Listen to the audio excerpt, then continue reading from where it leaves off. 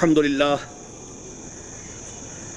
لله وكفى والصلاة والسلام على عباده الذين اصطفى خصوصا على أفضلهم وخاتم النبيين محمد الأمين وعلى آله وصحبه أجمعين. أما بعد فقد قال الله تبارك وتعالى كما ورد في سورة الصف: أعوذ بالله من الشيطان الرجيم بسم الله الرحمن الرحيم يريدون ليطفئوا نور الله بأفواههم والله متم نوره ولو كره الكافرون هو الذي أرسل رسوله بالهدى ودين الحق ليظهره على الدين كله ولو كره المشركون. يا أيها الذين آمنوا هل أدلكم على تجارة تنجيكم من عذاب أليم تؤمنون بالله ورسوله وتجاهدون في سبيل الله بأموالكم وأنفسكم ذلكم خير لكم إن كنتم تعلمون. إلى قوله تعالى: يا أيها الذين آمنوا كونوا أنصار الله كما قال عيسى ابن مريم للحواريين من أنصاري إلى الله قال الحواريون نحن أنصار الله فآمنت طائفة من بني إسرائيل وكفرت طائفة فأيدنا الذين آمنوا على عدوهم فأصبحوا ظاهرين. وقال عز وجل كما ورد في سورة الحجرات: قالت الأعراب آمنا قل لم تؤمنوا ولكن قولوا أسلمنا ولما يدخل الإيمان في قلوبكم إلى قوله تعالى: إنما المؤمنون الذين آمنوا بالله ورسوله ثم لم يرتابوا وجاهدوا بأموالهم وأنفسهم في سبيل الله أولئك هم الصادقون. صدق الله العظيم. وعن الحارث الأشعري رضي الله عنه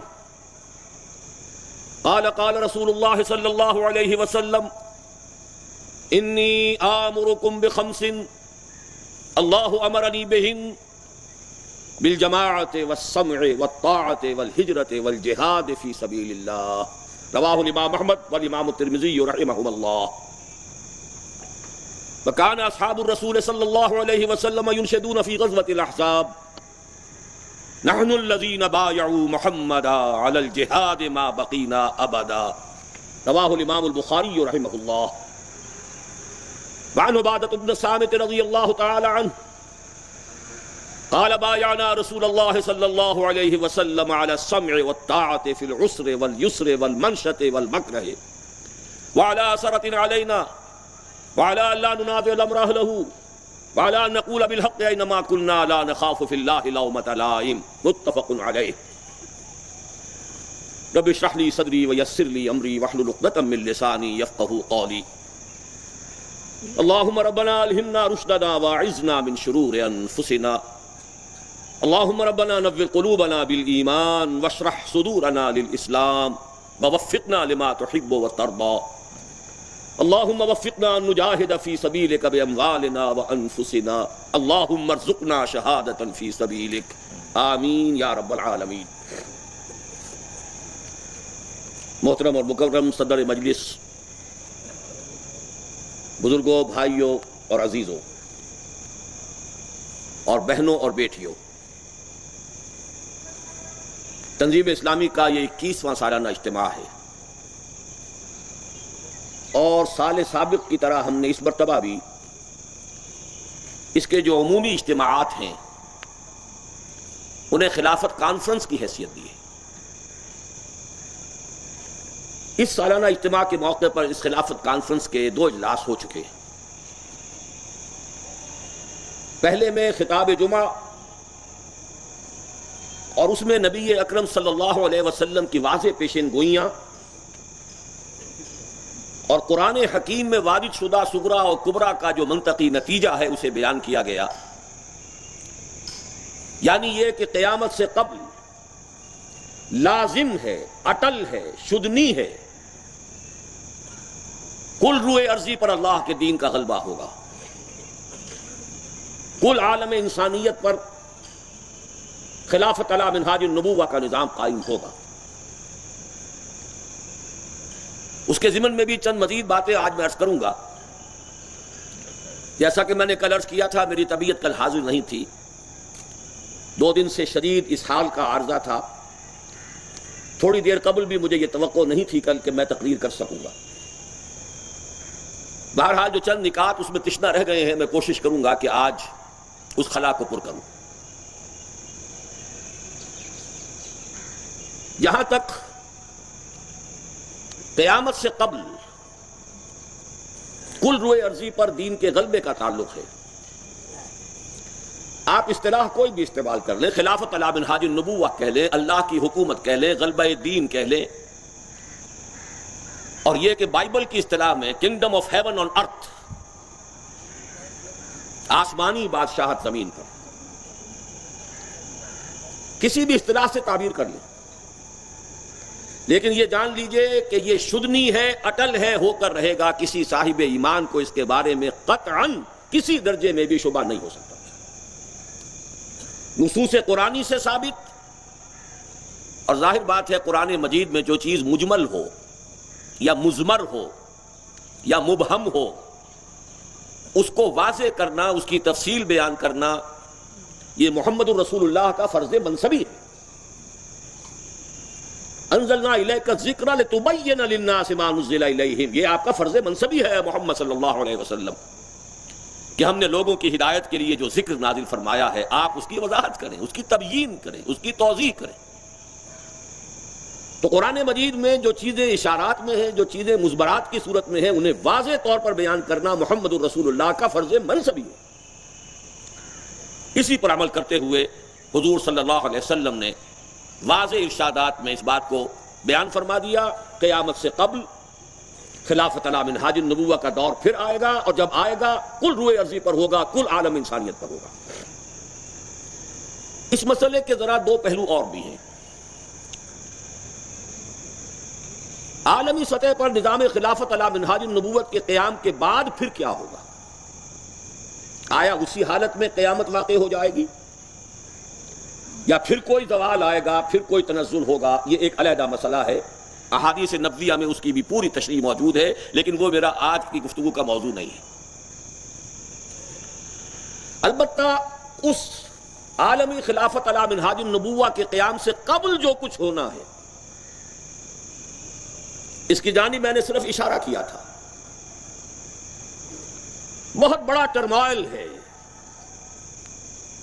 بڑے ہنگامے ہیں، بڑی عظیم جنگیں ہیں، کتاب الملاحم، احادیث میں پورے باب ہیں۔ الملحمۃ العظمی، تاریخ انسانی کی عظیم ترین جنگ، اس میں اتنے انسان قتل ہوں گے، ایک پرندہ اڑتا چلا جائے گا، اترنے کے لیے زمین پر اسے کوئی جگہ نہیں ملے گی جو لاشوں سے خالی ہو، اور اس کا سب سے بڑا مرکز عالم عرب ہوگا۔ ویل للعرب من شر قد اقترب، یہ حدیث نبوی ہے۔ اس کا سبب کیا ہے؟ اللہ تعالیٰ نے ایک بہت بڑی فضیلت عربوں کو عطا فرمائی۔ محمد عربی تھے صلی اللہ علیہ وسلم، یہ رتبہ بلند ملا جس کو مل گیا، ہر مدعی کے واسطے دار الاصل کہا۔ ان کی زبان میں اپنا کلام پاک، نو انسارا پیام آخری حامل او رحمت للعالمین۔ اب اگر انہوں نے اس دین کو پیٹھ دکھائی ہے، صاف کہہ دیا گیا تھا ان تتولوا یستبدل قوما غیرکم، تم نے اگر اس منصب عظیمہ کے منافی کوئی شکل اختیار کی تو تمہیں ہٹائیں گے، کسی اور کو لے آئیں۔ وہ تو آج سے 700 برس قبل ہو چکا، 750 برس قبل عربوں سے خلافت سلب کر لی گئی، ترکوں کو عطا کر دی گئی، ان تتولوا یستبدل قوما غیرکم۔ لیکن ابھی جب یہ کولونیل رول ختم ہوا ہے اور کسی نہ کسی درجے میں مسلمان ممالک کو آزادی حاصل ہوئی ہے، خود اختیاری حاصل ہوئی ہے، اس کے بعد بھی اگر عالم عرب نے کسی نے اپنا قبلہ بنایا ماسکو کو اور کسی نے بنایا واشنگٹن کو، تو جان لیجئے کہ اس روئے ارضی پر ان سے بڑا مجرم اور کوئی نہیں۔ یہ اللہ کی سنت ثابتہ ہے۔ وہی امت جس کے بارے میں 2 مرتبہ قرآن میں آج بھی الفاظ موجود ہیں، یا بنی اسرائیل اذکروا نعمتی التی انعمت علیکم وانی فضلتکم علی العالمین، اور وہی امت ہے جو ٹھکرا دی گئی، ضربت علیہم الذلۃ والمسکنۃ وباؤوا بغضب من اللہ۔ کیوں؟ وہی جرم ہم نے کیا تو ہم اس کے سزاوار ہیں کہ ہمیں بھی وہی سزا ملے۔ بہرحال یہ جو ٹرمال کا دور آنا ہے، میں اپنی تقریروں میں عرض کر چکا ہوں، کل دنیا میں اس وقت 120 کروڑ کے قریب مسلمان ہیں، 130 بھی کہتے ہیں، 160 بھی کہتے ہیں، لیکن کم سے کم فگر 120 کروڑ کی۔ ان میں 20 کروڑ ہے مسلمانان عرب، بقیہ 100 کروڑ میں سے 40 کروڑ سابق بر عظیم پاک و ہند میں رہتے ہیں۔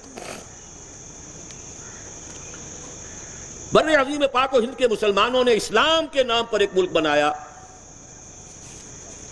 لاکھوں جانیں گئیں، ہزارہا عصمتیں لٹیں، کروڑوں انسانوں نے نقل مکانی کی۔ تاریخ انسانی میں اتنی بڑی ہجرت کا آپ کو سراغ نہیں مل سکتا۔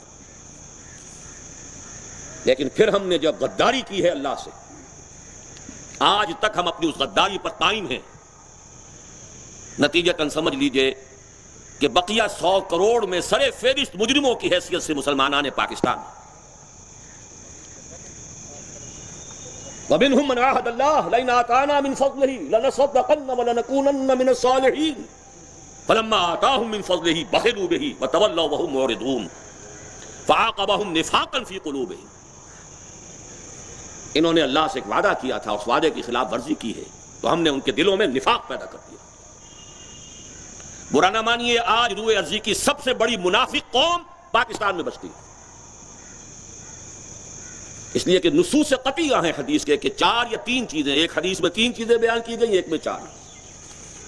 آیت المنافق ثلاث، جب بولے جھوٹ بولے، جب وعدہ کرے خلاف ورزی کرے، اگر کہیں امین بنایا جائے خیانت کرے، اور چوتھی علامت اگر کہیں اختلاف ہو جائے تو فوراً آپے سے باہر ہو جائے۔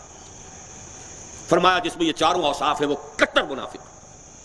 ایک حدیث میں آیا وَإِنْ صَامَ وَصَلَّى وَزَعَمَ أَنَّهُ مُسْلِمٌ، خواہ وہ نماز پڑھتا ہو، روزہ رکھتا ہو اور اپنے آپ کو مسلمان سمجھتا ہو۔ اس حدیث کو سامنے رکھیے اور اپنے معاشرے کا جائزہ لے لیجیے۔ یہاں جو جتنا بڑا ہے اتنا ہی بڑا جھوٹا ہے، جو جتنا بڑا ہے اتنا ہی بڑا وعدہ خلاف ہے، جو جتنا بڑا ہے اتنا ہی بڑا خائن ہے، الا ماشاء اللہ۔ حکم الاکثر حکم الکل، اکثریت کے اوپر فیصلہ ہوگا۔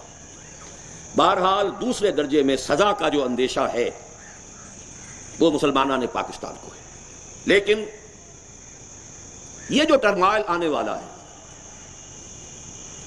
اس کے بھی 2 پہلو ہیں، وہ ذہن میں رکھیے۔ یہ گناہگار مسلمانوں کے لیے دنیاوی سزا بن جائے گی جو شاید آخرت کی سزا سے نجات دے دے،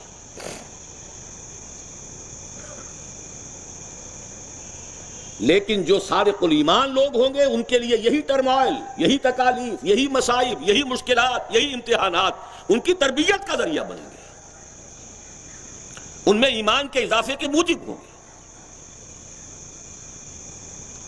تمام آزمائشوں سے رکتی ہے میری تباہ تو ہوتی ہے رواں، اور بندہ مومن کا ایمان ابتلاء اور آزمائش کے نتیجے میں بڑھتا ہے۔ زادتہم ایمانا، ان کے ایمان میں اضافہ ہوتا جاتا ہے۔ بہرحال پہلی بات تو یہ جان لیجئے جو یقینی ہے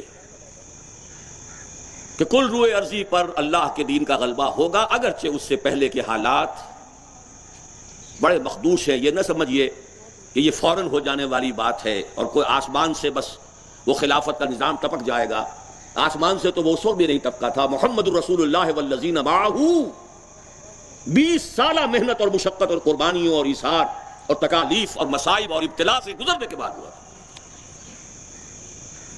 البتہ دوسری بات جو میں نے عرض کی تھی وہ یہ ہے کہ ظن غالب یہ ہے کہ اس نظام خلافت کا احیاء اولاً ہوگا اس ارض پاکستان اور اس سے ملحق ارض افغانستان سے۔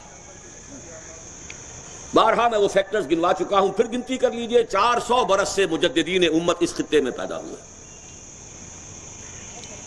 ہسٹوریکلی جیوگرافیکلی جان لیجئے کہ افغانستان ہمیشہ بھارت کا ہندوستان کا حصہ رہا ہے، یا وہاں کا حکمران یہاں حکومت کرتا رہا یا یہاں کا حکمران وہاں حکومت کرتا رہا، چاہے وہ اشوکا کا دور ہو، چاہے وہ کنشک کا دور ہو، چاہے وہ چندر گپت موریہ کا دور ہو، چاہے پھر وہ مسلمانوں کا دور ہو، یہ ایک وحدت میں ہے۔ 400 برس سے تمام مجددین امت یہاں پیدا ہوئے۔ خلافت کے خلاف ریشہ دوانی ہوئی تو تحریک عظیم صرف بر عظیم پاک و ہند میں چلی، اور اس شدت کے ساتھ چلی کہ ہندوؤں کو شریک ہونا پڑا۔ باقی پوری دنیا میں کسی مسلمان کے کان پر جوں تک نہیں رینگی کہ کیا ہوا ہے۔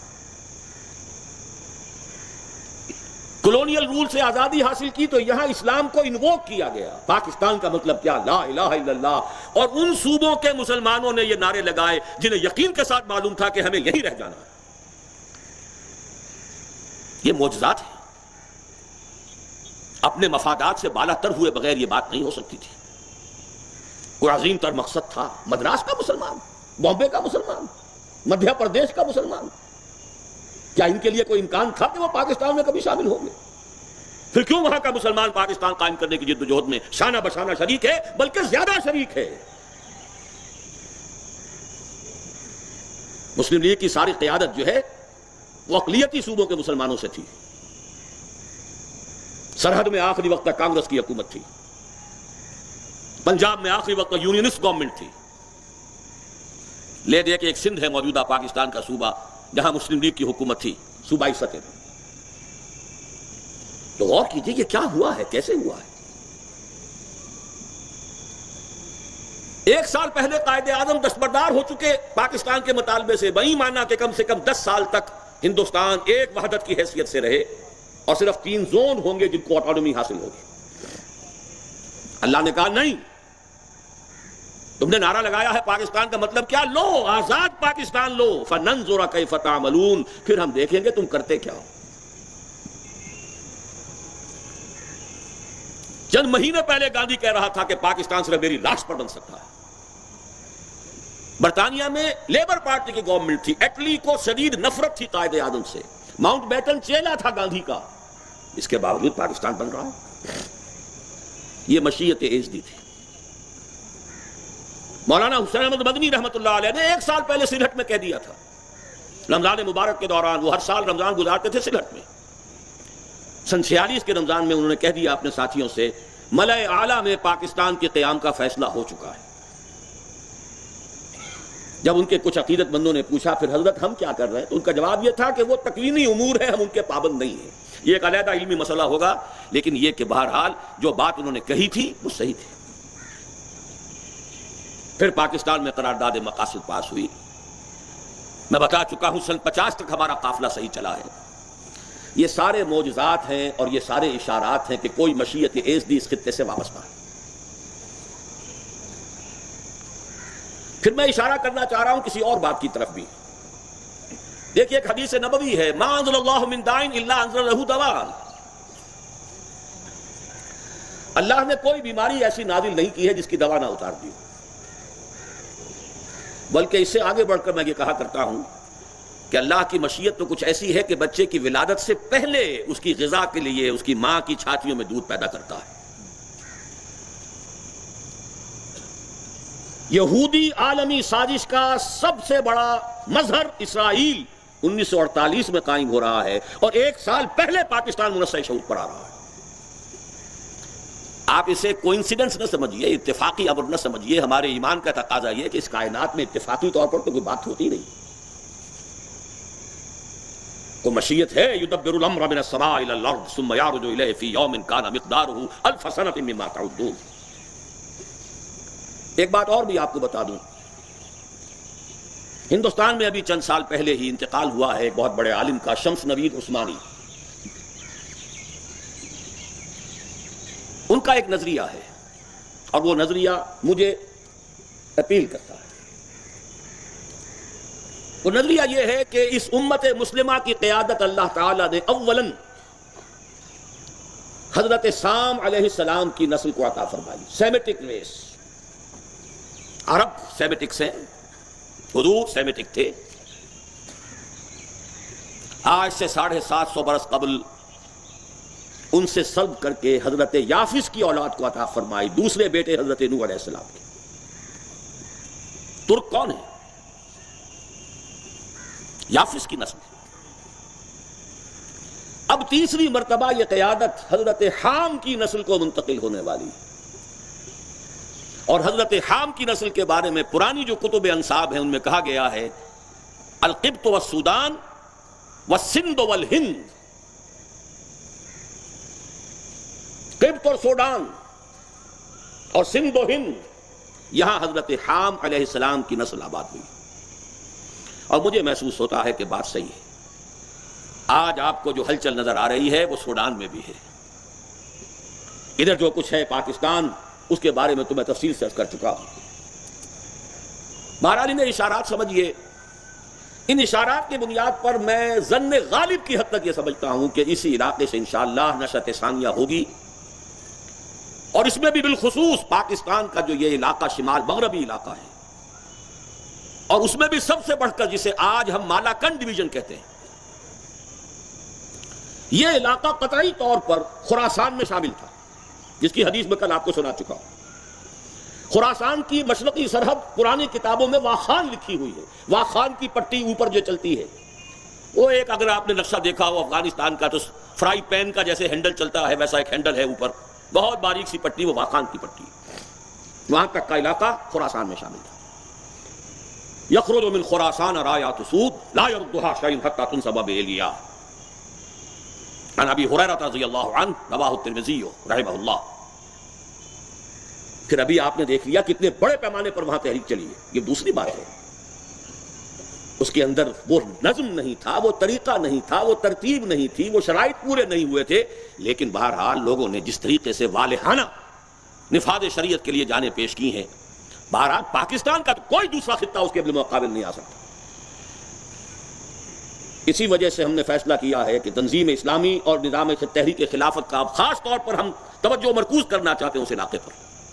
پھر یہی علاقہ تھا جس میں پچھلی صدی میں جہاد ہوا، باجوڑ کے علاقے سے سید احمد شہید رحمۃ اللہ علیہ داخل ہوئے ہیں اس علاقے کے اندر، اور پھر سوات وغیرہ سے ہوتے ہوئے پھر نیچے اترے ہیں، ورنہ پشاور میں جو حکومت تھی وہ تو سکھوں کی وفادار حکومت تھی اس وقت۔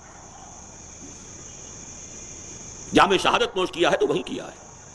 شیدو کی جنگ اور اکوڑا خٹک کی جنگ ذرا یاد کیجئے، صرف 150 برس پرانی بات ہے، لیکن اس مجمع میں کتنے ہوں گے جنہیں معلوم ہو کہ پچھلی صدی میں یہاں کیا ہوا ہے، لیکن میں صرف یہ اشارے بتا رہا ہوں۔ تیسرا سوال جو اس کے بارے میں پیدا ہوتا ہے، جس کے بارے میں میں کوئی جواب نہیں دے سکتا،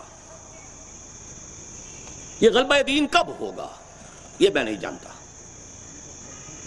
اور یہ میں کیا نہیں جانتا، خود حضور صلی اللہ علیہ وسلم سے 3 مرتبہ قرآن میں کہلوایا گیا، کہہ دیجئے ان ادری اقریب ام بعید ما توعدون، اے نبی کہہ دیجئے میں نہیں جانتا کہ جو کچھ تم سے کہا جا رہا ہے، وعدہ کیا جا رہا ہے، وہ قریب آ گیا یا دور ہے۔ وَإِنْ أَدْرِي لَعَلَّهُ فِتْنَةٌ لَكُمْ وَمَتَاعٌ إِلَىٰ حِينٍ وَإِنْ أَدْرِي أَشَرٌّ أُرِيدَ بِمَنْ فِي الْأَرْضِ، نہیں وہ دوسرے معنی ہے، اَنَّا لَا نَدْرِي ہے۔ بہرحال سورہ جن میں بھی اس مضمون کی آیت موجود ہے۔ یہ تو چند نکات میں نے عرض کیے ہیں اپنی کل کی تقریر میں اضافے کے طور پر۔ اب کل شام کا جو ہمارا اجلاس تھا، کل میں نے بھی وہاں عرض کیا تھا، ابھی عزیزم ڈاکٹر عبدالخالق نے بھی آپ کو بتا دیا، وہ ہمارے مہمان مقررین کے لیے تھا۔ میری یہ روایت رہی ہے اول روز سے، جب سے میں نے اپنی ذاتی بساط کے مطابق کام شروع کیا ہے، مرکزی انجمن خدام القرآن قائم کی تو اس کے سالانہ قرآن کانفرنسوں میں علماء کو شرکت کی دعوت دی، دیوبندی علماء، بریلوی علماء، اہل حدیث علماء، دانشور جدید اور قدیم، سب کو دعوت دی کھلم کھلا، کم سے کم قرآن کے پلیٹ فارم پر تو ہم جمع ہو جائیں، اس مایوس امت کو کہیں تو نظر آئیں کہ لوگ جمع ہو سکتے ہیں۔ اس سے بھی آگے بڑھ کر ہم نے روایت قائم کی، تنظیم اسلامی کا ایک 6 دن مسلسل جلسہ رہا، عصر سے مغرب، مغرب سے عشاء، مہمان مقررین میرے فکر پر تنقید کرتے رہے، میرا مذاق اڑاتے رہے، ہم نے سنا، صبر سے سنا۔ ہم اولاً اس چیز کو بہت ہی مبارک سمجھتے ہیں کہ ایک جگہ جمع تو ہو، ایک دوسرے کی بات سننے کا موقع تو حاصل ہو، ایک دوسرے سے قریب تو آئیں، ایک دوسرے سے قریب نظر تو آئیں، اور ہماری حیثیت ہمیشہ رہی ہے سامع کی، 6 دن میں نے صرف ایک مقرر سے ایک سوال کیا تھا بس، باقی استہزاء بھی تھا، تمسخر بھی تھا۔ مولانا نبی بھی تشریف لے گئے تھے، اس اجتماع میں شریک رہے ہیں۔ اسی طرح کا ہمارا کل کا اجتماع بھی تھا، وہاں مجھے کچھ عرض نہیں کرنا تھا، لیکن یہاں مجھے اب کچھ اپنی باتیں ان تقاریر کے بعد نکات سے متعلق عرض کرنی ہے کہ جو کل سامنے آئی۔ پہلی بات یہ کہ اہم ترین شے علم دین ہے۔ ادب کے ساتھ اختلاف کرتا ہوں، علم کے آج اتنے انبار ہیں، علم کے اتنے بڑے بڑے کوہ ہمالیہ موجود ہیں کہ صحابہ کرام کی اکثریت جو ہے علم کے اعتبار سے شاید کسی بھی اعتبار سے ان کے آس پاس نہ آ سکے۔ بخاری کے حافظ موجود، حفاظ الحدیث موجود، کتابوں کے انبار موجود۔ کمی علم کی نہیں ہے، کمی یقین کی ہے، کمی ایمان کی ہے، اور یقین اور ایمان سے آگے کمی تفقہ کی ہے۔ تنوع علم ہو اور فہم اور فکر کی گہرائی نہ ہو، اس علم کی کوئی حیثیت نہیں۔ حدیث نبوی ہے الناس کالمعادن خیارہم فی الجاہلیت خیارہم فی الاسلام اذا فقہوا۔ تفقہ، اور تفقہ صرف صرف و نحو سے نہیں آتی، تفقہ کے لیے حالات حاضرہ کے نبض پر ہاتھ ہونا بھی ضروری ہے۔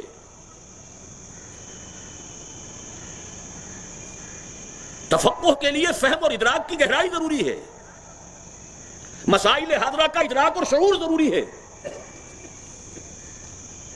علم دین یقیناً بڑی قیمتی شے ہے، لیکن اصل کمی علم کی نہیں ہے۔ کتنے مدارس پاکستان میں ہیں،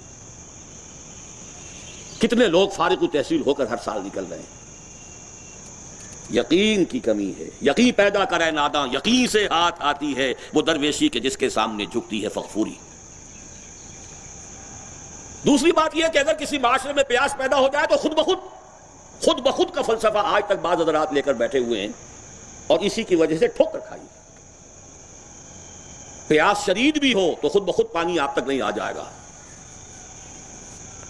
کچھ کرنا پڑے گا، بھاگنا پڑے گا، چاہے شراب کو دیکھ کر اور پیٹ کے بل گھسٹنا پڑے، خود بخود نہیں ہوتا، کوئی اقدام کرنا پڑے گا، کوئی مرحلہ آئے گا۔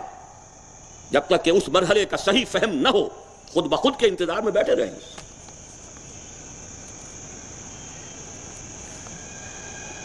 تیسری بات جو مجھے عرض کرنی ہے وہ یہ ہے کہ جدید اصطلاحات اور جدید نظام کے ساتھ اسلام کی پیوند کاری کس درجے میں پسندیدہ ہے اور کس درجے میں ناپسندیدہ۔ میرا مستقل موقف یہ ہے کہ ہمیں جدید اصطلاحات سے احتراز کرنا چاہیے۔ ہر اصطلاح کا اپنا ایک کنوٹیشن، اپنا ایک مفہوم ہوتا ہے جو اس سے علیحدہ نہیں کیا جا سکتا، لا ينفک ہوتا ہے۔ لیکن دوسری طرف یہ بھی حقیقت ہے ہر دور میں لوگوں کے ذہنوں تک پہنچنے کے لیے اس دور کی مروجہ اصطلاحات استعمال نہیں کریں گے تو ابلاغ نہیں ہوگا۔ ذہنوں تک پہنچنے کے لیے اس کو استعمال کیجئے، مستقل ڈیرے اس پر نہ لگائیے۔ نمبر 2، مجھے یقین ہے کہ اسلام ایک مکمل نظام ہے جو کسی نظام کی پیوند کاری قبول نہیں کر سکتا۔ میں آپ کو یاد دلانا چاہتا ہوں 1969-70 میں جب یہاں بڑا مارکا گرم تھا اور اسلامک سوشلزم کے نعرے لگ رہے تھے، ایک بہت بڑے دینی رہنما نے، عالم دین نے ایک بڑی بچگانہ بات کہی تھی، کیونکہ وہ جمہوریت کے قائل تھے، سوشلزم کو کفر سمجھتے تھے۔ دلیل انہوں نے یہ دی کہ جمہور کا لفظ تو ہماری کتابوں میں موجود ہے، قالہ الجمہور، جمہور علماء کی رائے یہ ہے، تو جمہوریت تو ثابت ہو گئی۔ تو میں نے کہا کہ پھر باب شراکت تمام فقہ کی کتابوں میں ہے، اشتراکیت اس سے زیادہ ثابت ہو گئی۔ اسلام نہ جمہوریت کی پیوند کاری قبول کر سکتا ہے جو جدید جمہوریت ہے، اسلام کی اپنی ایک جمہوریت ہے، اس میں کوئی شک نہیں۔ اسلام کسی سوشلزم کو قبول نہیں کر سکتا، اسلام کا اپنا سوشلزم ہے، اس میں کوئی شک نہیں۔ لیکن اس کے ساتھ میں آپ سے کرنا چاہتا ہوں کہ ہمارا دینی اصول یہ ہے سماجی، ثقافتی، علاقائی روایات، عرف، معروف، مستقل موقف یہ ہے کہ اس میں جو شے کتاب و سنت کے منافی نہ ہو اسلام اس کو اختیار اور قبول کر لیتا ہے۔ یہ پابندی نہیں لگائی گئی کہ حضور اور صحابہ تہبند باندھتے تھے تو تمام انسان تہبند ہی باندھے۔ جو کوئی سماجی معاملات ہیں، ثقافتی معاملات ہیں، تہذیبی معاملات ہیں، ہاں اس میں جو کتاب و سنت کے منافی ہے کاٹ کر پھینکیں، جو کتاب و سنت کے منافی نہیں ہے اسے آپ اختیار کر سکتے ہیں، وہ معروف ہے، عرف ہے۔ میں تقسیم کیا کرتا ہوں، دیکھیے جدید جو ارتقاء ہوا ہے، آج دنیا کہاں سے کہاں پہنچ گئی ہے، اس میں تو کسی شک و شبے کی گنجائش نہیں۔ اس کا ایک حصہ یہ ہے کہ سائنس اور ٹیکنالوجی آسمان سے باتیں کر رہی ہے۔ علامہ اقبال نے عجیب انداز میں کہا ہے کہ عروج آدم خاکی سے انجم سہمے جاتے ہیں کہ یہ ٹوٹا ہوا تارا مہ کامل نہ بن جائے۔ چاند پر تو قدم دھر کر آ گیا ہے، مریخ پر اترنے کی تیاریاں ہو رہی ہیں۔ یہ کیا ہے؟ سائنس اور ٹیکنالوجی ہے۔ کیا اس میں کوئی شے حرام ہے؟ اس کا استعمال حرام ہو رہا ہے، یہ بات دوسری ہے۔ اسی طریقے سے تہذیب و تمدن نے کچھ ادارے ایجاد کیے ہیں، ان اداروں میں بھی اصول یہ ہوگا جو کتاب و سنت کے منافی ہے اٹھا کر پھینک دو باہر گلی میں، نئی تہذیب کے انڈے ہیں گندے۔ لیکن جو کتاب و سنت کے منافی نہیں ہیں، بڑے طویل عرصے تک نوع انسانی نے ان اداروں کو بلڈ کرنے میں قربانیاں دی ہیں، محنتیں کی ہیں۔ وہ انسان کا ایک مشترک تراث ہے، اس کی وراثت ہے، کسی کے باپ کی جاگیر نہیں ہے۔ الحکمت ضالۃ المؤمن هو احق بها حیث وجدها۔ اس حوالے سے ہمیں جدید معاملے میں انسان نے جو ترقی کی ہے اس میں اسی اصول کو اپنانا چاہیے، جو کتاب و سنت کے منافی پاؤں تلے رونک دو، لیکن جو کتاب و سنت کے منافی نہ ہو آپ اختیار کر سکتے ہیں، چوز کر سکتے ہیں۔ مباح کے درجے میں اس مباح کو لے لیں، اس مباح کو لے لیں، اس مباح کو لے لیں، اس مباح کو لے لیں، حرام شے نہیں لے سکتے۔ اب دیکھیے آج جو مغرب اور جس کا اس وقت سربراہ امریکہ ہے، ریاستہائے متحدہ امریکہ، پوری دنیا کی قیادت اس کے پاس کیوں آ گئی ہے؟ کچھ اس کے پاس ہے یا نہیں؟ خود بخود آ گئی۔ اچھی طرح سمجھ لیجئے، یہ میں آج بات کہہ رہا ہوں ڈنکے کی چوٹ اور علی وجہ البصیرت۔ واقعہ یہ ہے کہ مغرب کی ناکامی کا سب سے بڑا سبب، اس کی سب سے بڑی خباثت دو چیزوں میں ہے۔ ایک معاشیات میں سود اور دوسرے معاشرت میں بے حیائی اور خاندانی ادارے کا تباہ ہو جانا۔ خرابی وہاں ہے، خباثت وہاں ہے، گندگی وہاں ہے۔ خود وہ چیخ رہے ہیں، تلملا رہے ہیں۔ جہاں تک دستوری اور سیاسی ایوولوشن کا تعلق ہے، میں ڈنکے کی چوٹ علی وجہ البصیرت کہہ رہا ہوں کہ مغرب انسانیت کی جو اعلیٰ ترین منزل ہو سکتی ہے وہاں تک پہنچ چکا ہے۔ میں نے آپ کو کل جمعے میں وہ فوکویاما کا تذکرہ کر کے بتایا تھا، اینڈ آف ہسٹری۔ آپ مغرب کے معاشرے میں جا کر دیکھیے، رول آف لا، قانون کی حکومت، آزاد عدلیہ، انسان کی جان اور مال اور عزت و حرمت،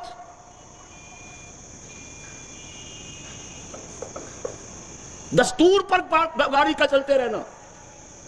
حکومتیں آئیں، حکومتیں بدلی، نہ کوئی خون خرابہ، نہ کوئی ہنگامہ، نہ کوئی بلوے، یہ گیا وہ آیا، وہ گیا یہ آیا۔ میں ابھی چونکہ 1.5 مہینہ امریکہ میں رہ کر آیا ہوں اور اس وقت امریکہ میں پریزیڈنشل الیکشن جو ہے اپنے کلائمیکس پر ہے۔ میں حیران ہوا ہوں، آپ بھی اس کو سمجھ لیجئے، مجال ہے جو کسی شخص نے دوسرے پر کرپشن کا الزام لگایا، کرپشن کا الزام لگا کے پھر گھر جا کر بیٹھ جانا، ثابت کرو اس کو، اور نہیں کر سکتے تو زبان بند رکھو۔ یہ کس نے اصول دیا تھا؟ اگر زنا کے 4 گواہ نہیں دے سکتے تو زبان بند رکھو، ورنہ قذف کا تم پر سزا جو ہے حد جاری ہو جائے گی. اکویلٹی بیفور لا.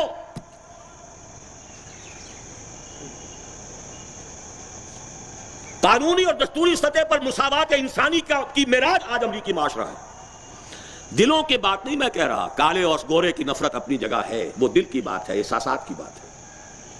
وہ تو وہاں کے کالے مسلمان ہم سے شکوہ کرتے ہیں کہ تم انہیں کیا کہتے ہو، تم ہم سے نفرت کرتے ہو. تم تو اگر ہمارے جتنے کالے نہیں تو ہم جیسے ہی کچھ نہ کچھ تو کالے ہو، پھر بھی تم ہم سے نفرت کرتے ہو.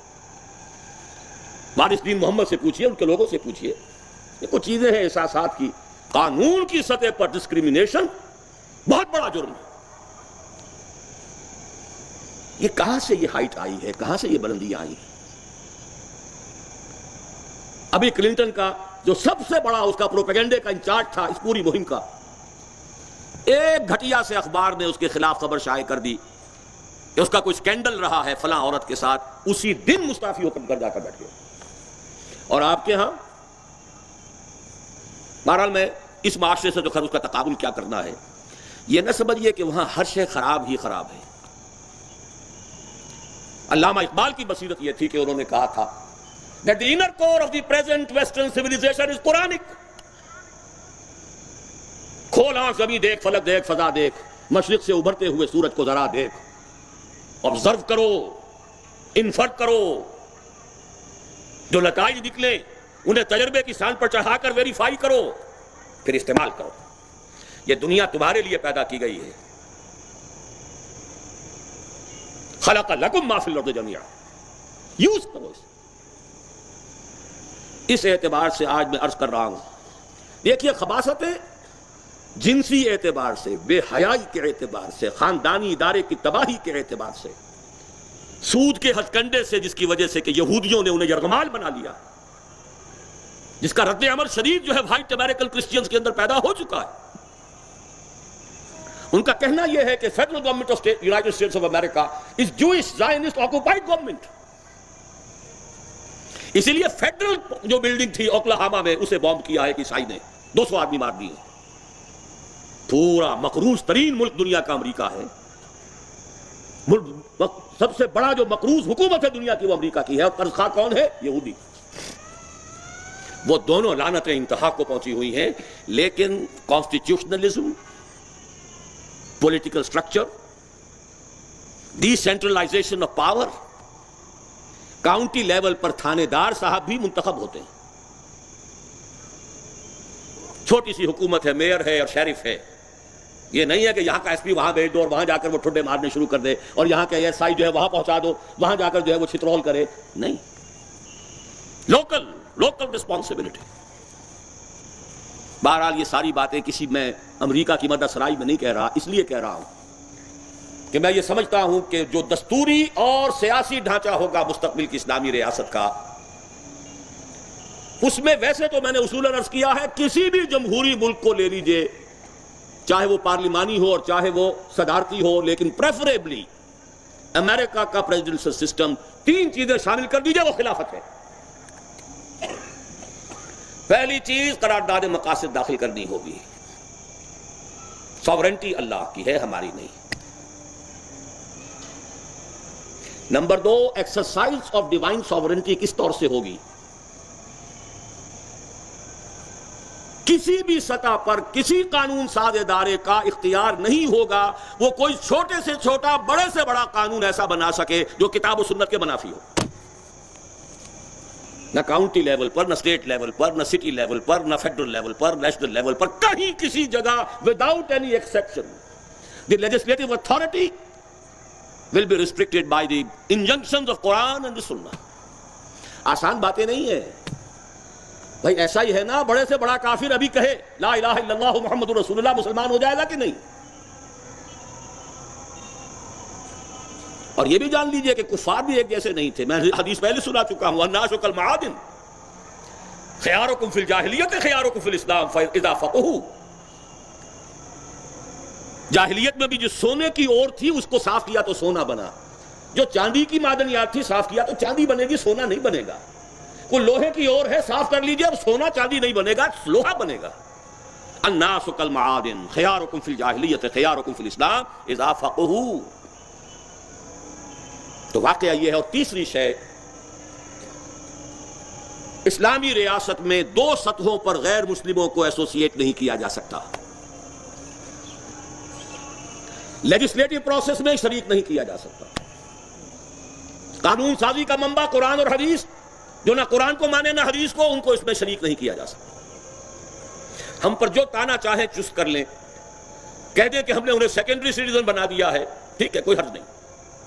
لیکن اسلامی ریاست میں، خلافت میں، خلیفہ کا انتخاب اور قانون ساز اداروں کے انتخاب میں نہ کوئی غیر مسلم کھڑا ہوگا نہ کوئی غیر مسلم ووٹ دے گا.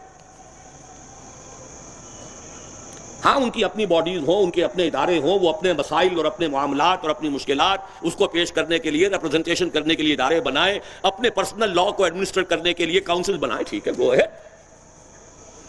جان، مال، عزت، آبرو کا تحفظ جیسے مسلمان کو ایسا ہی غیر مسلم کو. مذہبی آزادی، عبادات کی آبادی، پرسنل لا کی آزادی سب ان کو حاصل.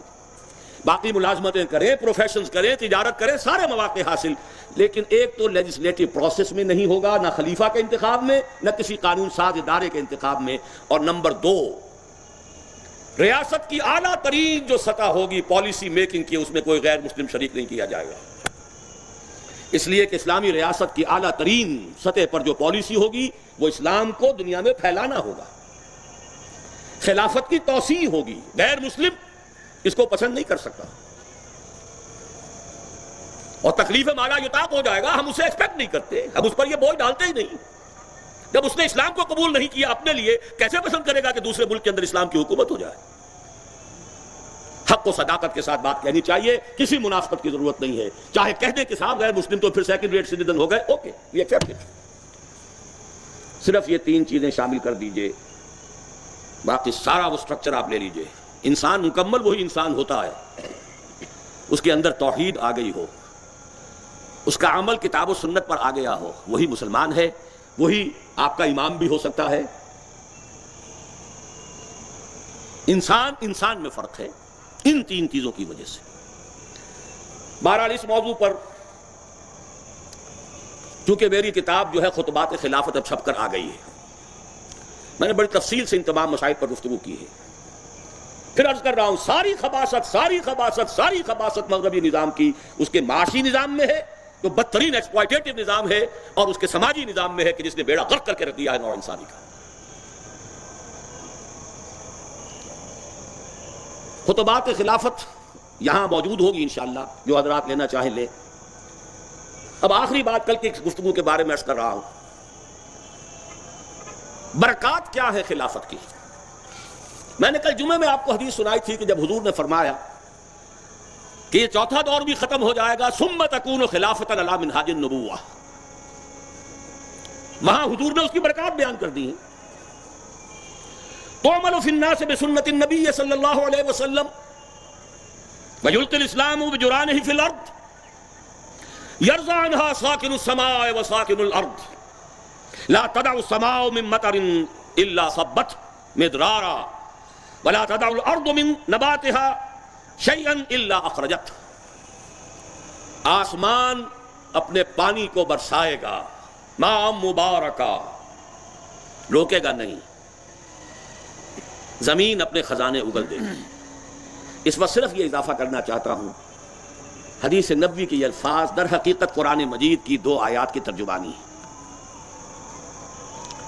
اہل کتاب کے بارے میں فرمایا گیا سورہ مائدہ کی آیات 65-66، وَلَوْ أَنَّ أَهْلُ الْكِتَابِ آمَنُوا وَاتَّقَوْا لَكَفَّرْنَا عَنْهُمْ سَيِّئَاتِهِمْ وَلَأَدْخَلْنَاهُمْ جَنَّاتِ النَّعِيمِ وَلَوْ أَنَّهُمْ أَقَامُوا التَّوْرَاةَ وَالْإِنْجِيلَ وَمَا أُنزِلَ إِلَيْهِمْ مِنْ رَبِّهِمْ لَأَكَلُوا مِنْ فَوْقِهِمْ وَمِنْ تَحْتِ أَرْجُلِهِمْ. اگر ان اہل کتاب نے، ان یہود نے اور نصارہ نے ایمان اور تقوی کی روش اختیار کیے رکھی ہوتی، ہم ان کے سارے دل اندر دور کر دیتے، ان کی ساری برائیاں ان کے نامہ اعمال سے محو کر دیتے، انہیں جنات نعیم میں داخل کرتے. یہ تو اخروی بات ہو گئی. اور دنیا میں کیا ہوتا؟ وَلَوْ أَنَّهُمْ أَقَامُوا التَّوْرَاةَ وَالْإِنْجِيلَ وَمَا أُنزِلَ إِلَيْهِمْ مِنْ رَبِّهِمْ اگر انہوں نے واقعتاً تورات اور انجیل اور جو کچھ بھی اللہ کی طرف سے ان پر نازل کیا گیا اسے قائم کیا ہوتا، لَأَكَلُوا مِن فَوْقِهِمْ وَمِن تَحْتِ أَرْجُلِهِمْ، اپنے سروں کے اوپر سے بھی برکات سماویہ جو ہیں ان سے متمتع ہوتے، اور اپنے قدموں کے نیچے سے بھی جو زمین کی برکات ہیں اس کے خزانے پھوٹ بہتے۔ یہ سب کچھ ہوگا، اس سے آگے میں کچھ نہیں کہنا چاہتا۔ اب آج کے موضوع پر آئیے، اب جگر تھام کے بیٹھو، میری باری آئی، آج کی باری تو اب شروع ہوئی ہے۔ مسئلہ یہ ہے کہ یہ ہوگا کیسے، یہ بیل منڈے کیسے چڑھے گی؟ کیا صرف چاہنے سے، خواہش سے؟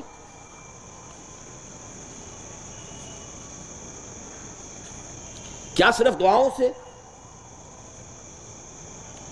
کیا صرف ٹھنڈے ٹھنڈے میٹھے میٹھے واعظ سے؟ کیا صرف تبلیغ سے، تعلیم سے، تدریس سے؟ کیا پاور پالیٹکس اور الیکشن کے اندر حصہ لینے سے؟ اچھی طرح جان لیجئے، ان میں سے کسی طریقے سے یہ نظام قائم نہیں ہو سکتا۔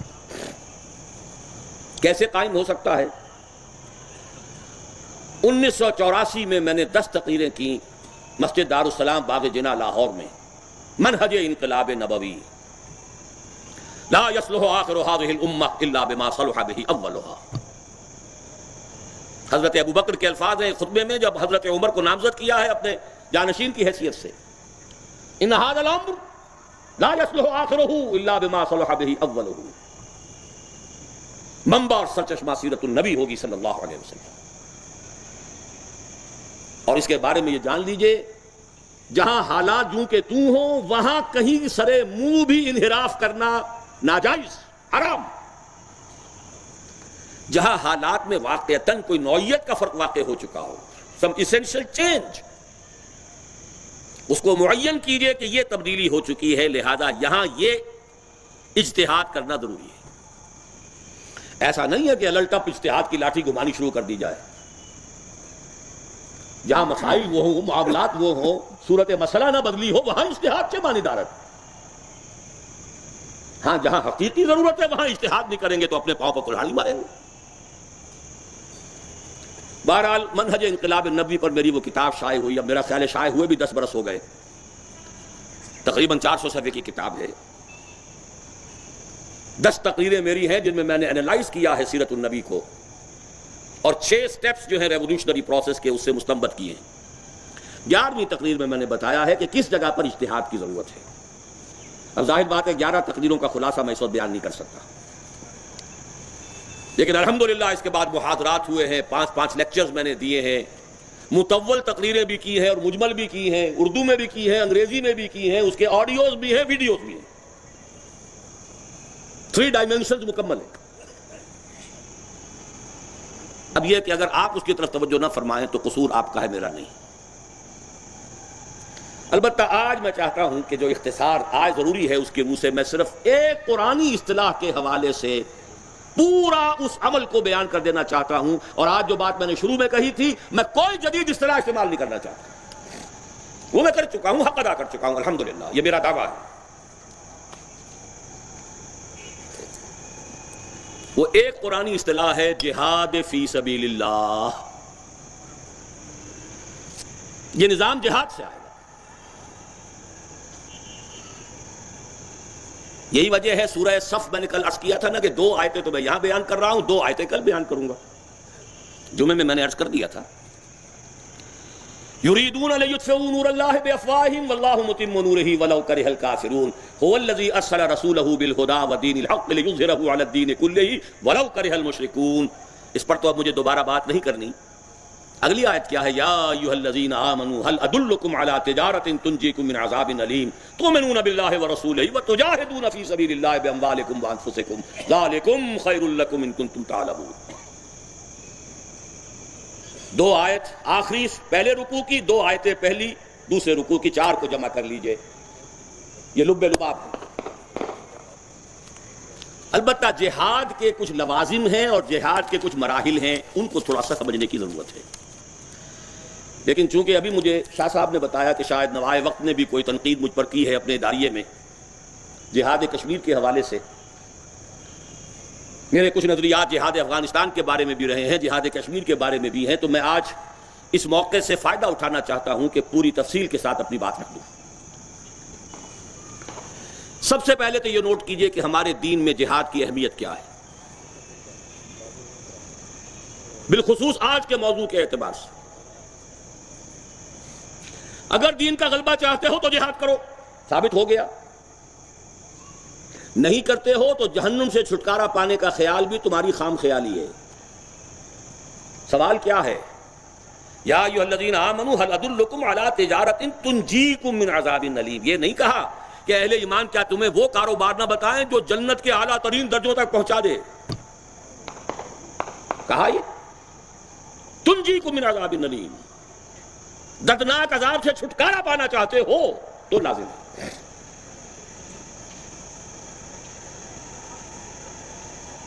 اسی طریقے سے جیسے میں نے سورہ توبہ کی آیتیں آپ کو کل سنائی تھیں، ہم مضمون یریدون ان یطفئوا نور اللہ بافواہہم ویأبی اللہ الا یتم نورہ ولو کرہ الکافرون هو الذی ارسل رسولہ بالہدی ودین الحق لیظہرہ علی الدین کلہ ولو کرہ المشرکون۔ اس سے چند آیتیں پہلے کی ایک عظیم آیت نوٹ کر لیجئے۔ یہاں جہاد کا مثبت حکم اور وہاں جہاد سے اعراض کی سزا۔ قل ان کان آباؤکم وابناؤکم واخوانکم وازواجکم وعشیرتکم واموال اقترفتموها وتجارۃ تخشون کسادها ومساکن ترضونها احب الیکم من اللہ ورسولہ وجہاد فی سبیلہ فتربصوا حتی یأتی اللہ بامرہ واللہ لا یہدی القوم الفاسقین۔ ابھی آپ نظم سن چکے ہیں نا، یہ مال و دولت دنیا، یہ رشتہ و پیوند، بتانے وہم و گما لا الہ الا اللہ۔ مال و دولت دنیا اور رشتہ و پیوند۔ اے نبی ان سے کہہ دیجئے اگر تمہیں اپنے باپ اور اپنے بیٹے اور اپنے بھائی اور اپنی بیویاں یا بیویوں کے لیے شوہر اور اپنے رشتہ دار اور وہ مال جو تم نے بڑی محنت سے جمع کیے ہیں اور وہ تجارت جس کی کساد کا مندے کا تمہیں اندیشہ رہتا ہے اور وہ بلڈنگیں جو تمہیں بڑی پسند ہیں، بڑے چاؤ سے بنائی ہیں، اگر یہ 8 چیزیں محبوب تر ہیں اللہ سے اور اس کے رسول سے اور اس کی راہ میں جہاد کرنے سے، جاؤ دفاع ہو جاؤ۔ فتربصوا، جاؤ انتظار کرو، بیٹھو حتی یاتی اللہ بامرہ، یہاں تک کہ اللہ اپنا فیصلہ سنا دے۔ واللہ لا یہدی القوم الفاسقین، اللہ ایسے ناہنجاروں کو ہدایت نہیں دیتا۔ کسی اور دلیل کی ضرورت ہے؟ جہاد کا لزوم، لیکن اس جہاد کو ہم نے وہ بدنام کیا ہے، وہ بدنام کیا ہے، وہ بدنام کیا ہے، قرآن کی اور ہمارے دین کی مقدس ترین اصطلاح کو جس طرح رسوا کیا ہے۔ اور اس میں صرف دشمنوں ہی کی کارگزاری نہیں ہے، ہماری اپنی غلطیوں کو دخل ہے۔ 3 غلطیاں نوٹ کر لیجئے جہاد کے بارے میں۔ جہاد کے معنی جنگ، حالانکہ اسی قرآن میں قتال کی اصطلاح بھی موجود ہے، اسی سورہ صف میں موجود ہے، ان اللہ یحب الذین یقاتلون فی سبیلہ صفا کانہم بنیان مرصوص۔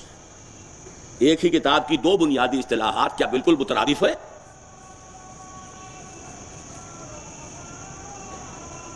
نمبر 2، جنگ تو ہر وقت ہوتی نہیں اور ہر شخص پر فرض ہوتی نہیں، لہذا جہاد ویسے ہی کھڈے لائن لگ گیا، مسلمان کی زندگی سے اس کا کوئی تعلق ہی نہیں رہا۔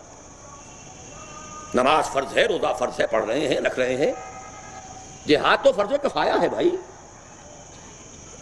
عین خلافت راشدہ میں بھی اگر کسی محاذ سے 10,000 کا تقاضا آ گیا، 10,000 آدمی اور بھیجیے، اور حضرت عمر نے 10,000 آدمی بھیج دیے، تو بقیہ جو لوگ ہیں ان کی طرف سے کفایہ ہے، ادا ہو گیا، بس ہر ایک کے لیے جانا لازم نہیں ہے۔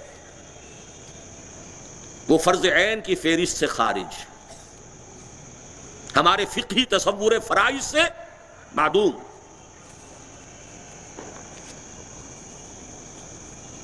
نمبر 3 سب سے زیادہ، last but not the least, مسلمان جب جنگ کرے جہاد فی سبیل اللہ ہے، چاہے بدماش ہو، فاسق ہو، فاجر ہو، اللہ کا باغی ہو، صرف زیادہ بڑے محل بنانے کے لیے وہ جنگ کر رہا ہو، اپنی حکومت کو وسعت دینے کے لیے جنگ کر رہا ہو، وہ جہاد فی سبیل اللہ ہو رہا ہے۔ اپنی بیویوں کے لیے تاج محل بنانے کے لیے جنگ کر رہا ہو، وہ جہاد فی سبیل اللہ ہو رہا ہے۔ بیڑا غرق کر دیا جہاد کا اس تصور نے۔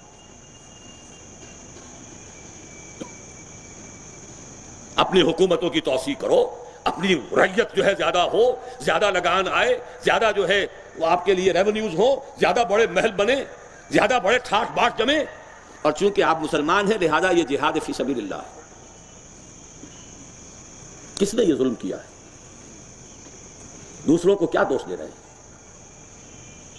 کسی اور سے کیا شکوہ ہے کہ باما ہرچے کرد آشنا کرد؟ اب آئیے اصل میں سمجھیے،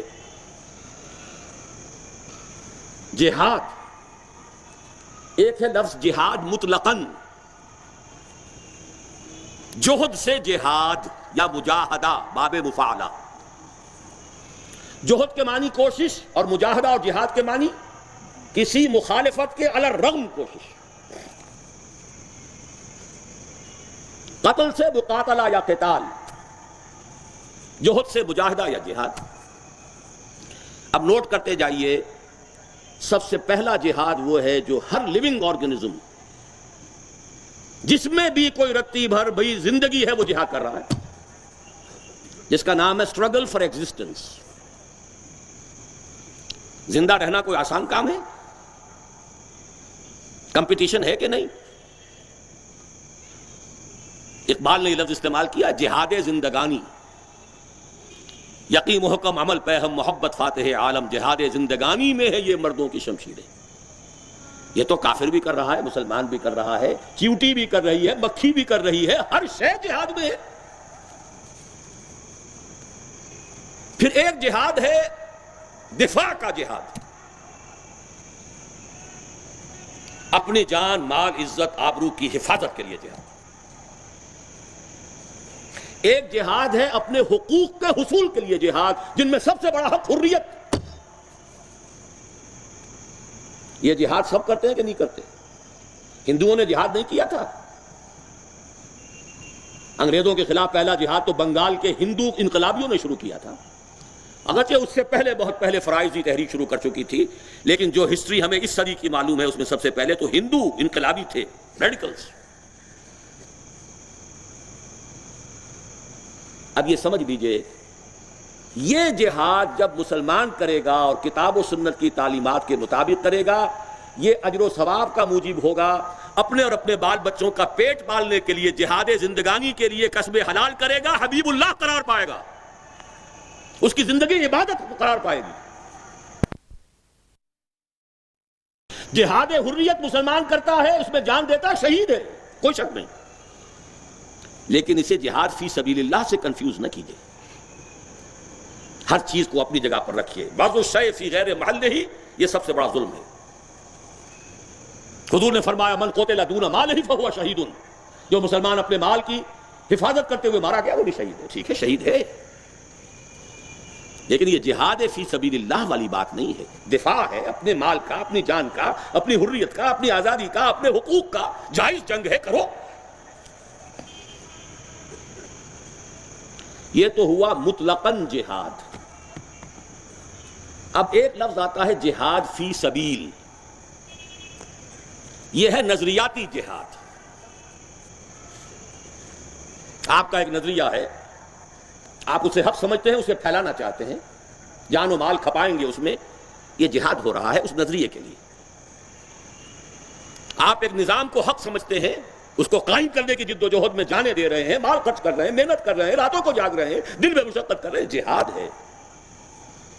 لیکن اب اس میں نظریے اور نظام کا فرق ہو جائے گا۔ ابو جہل بھی مجاہد تھا کہ نہیں؟ مجاہد بھی تھا، مقاتل بھی تھا، لیکن فی سبیل شرک، فی سبیل طاغوت۔ مسلمان نوجوانوں کے والدین بھی جہاد کر رہے تھے، مشرک والدین جب اپنی اولاد کو فورس کر رہے تھے کہ نہیں شرک میں واپس آؤ۔ قرآن نے وہی لفظ استعمال کیا وَإِن جَاهَدَاكَ عَلَىٰ أَن تُشْرِكَ بِي مَا لَيْسَ لَكَ بِهِ عِلْمٌ فَلَا تُطِعْهُمَا، اور دوسری جگہ وَإِن جَاهَدَاكَ لِتُشْرِكَ بِي مَا لَيْسَ لَكَ بِهِ عِلْمٌ فَلَا تُطِعْهُمَا۔ وہ بھی سب مجاہد تھے فی سبیل شرک، مجاہد فی سبیل شیطان، مجاہد فی سبیل الکفر، مجاہد فی سبیل الاشتراکیہ، مجاہد فی سبیل الڈیموکراطیہ۔ ڈیموکریسی کے لیے جہاد کیا، جانے دی لوگوں نے، مجاہد تھے، لیکن فی سبیل الڈیموکراطیہ۔ یہاں اب ایڈ کیجئے جہاد فی سبیل اللہ. یہ تیسری منزل پر میں نے آپ کو پہنچایا ہے. جب تک اس کا تعین نہیں ہوگا بات واضح نہیں ہوگی. اور یہی میں واضح کرتا چلوں، چاہے وہ افغانستان کا جہاد تھا اور چاہے وہ کشمیر کا جہاد ہے اور چاہے وہ 50 برس قبل کا جہاد الجزائر تھا، بنیادی طور پر یہ جہاد حریت تھے.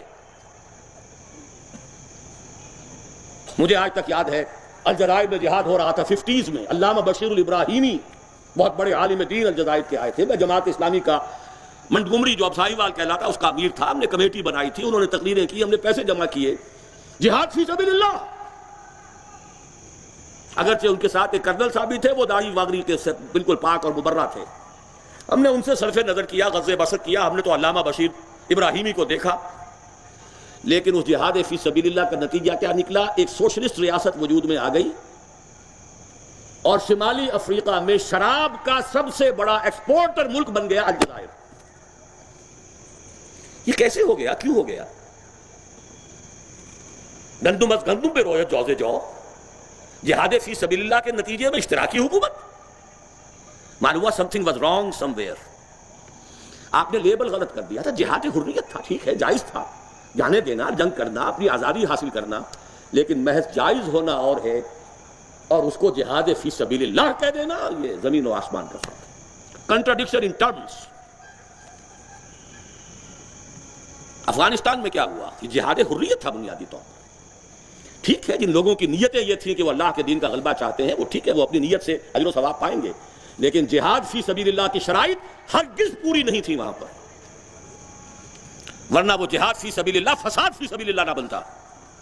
جو تاحال تو بنا ہوا ہے لیکن خیر کی توقع ہے. ہمیشہ میں نے کہا ہے، کیونکہ بہت سے لوگوں نے بڑے خلوص کے ساتھ جانے دی ہیں. رنگ لائے گی ہنا پتھر پہ گھس جانے کے بعد وہ نتیجہ نکلے گا. لیکن اگر وہ جہاد فی سبیل اللہ ہوتا تو کبھی کے نتیجے نکل چکے ہوتے. یہی معاملہ کشمیر کا ہے. جہاد حریت ہے. جو مسلمان یہاں سے جا کے مدد کرتا ہے اس کے لیے اپنی نیت سے اجر و ثواب پائے گا. لیکن جہاد فی سبیل اللہ کا میرے اور آپ کے لیے اولین میدان یہ ارض پاکستان ہے. یہاں اللہ کا دین قائم کرنے کے لیے جدوجہد. اپنے گھر کو چھوڑ کر اپنے گھر میں دین نہیں، باہر چلے ہیں دین قائم کرنے. یہاں جو کچھ ٹیلی ویژن پر ہو رہا ہے، ابتدا میں کشمیری مجاہدین جب آئے ہیں یہاں پاکستان اور جس درجے بددل ہو کر گئے ہیں، ہم نے تو نہ معلوم کیا سمجھا تھا کہ پاکستان کیا ہوگا. یہاں ہے کیا؟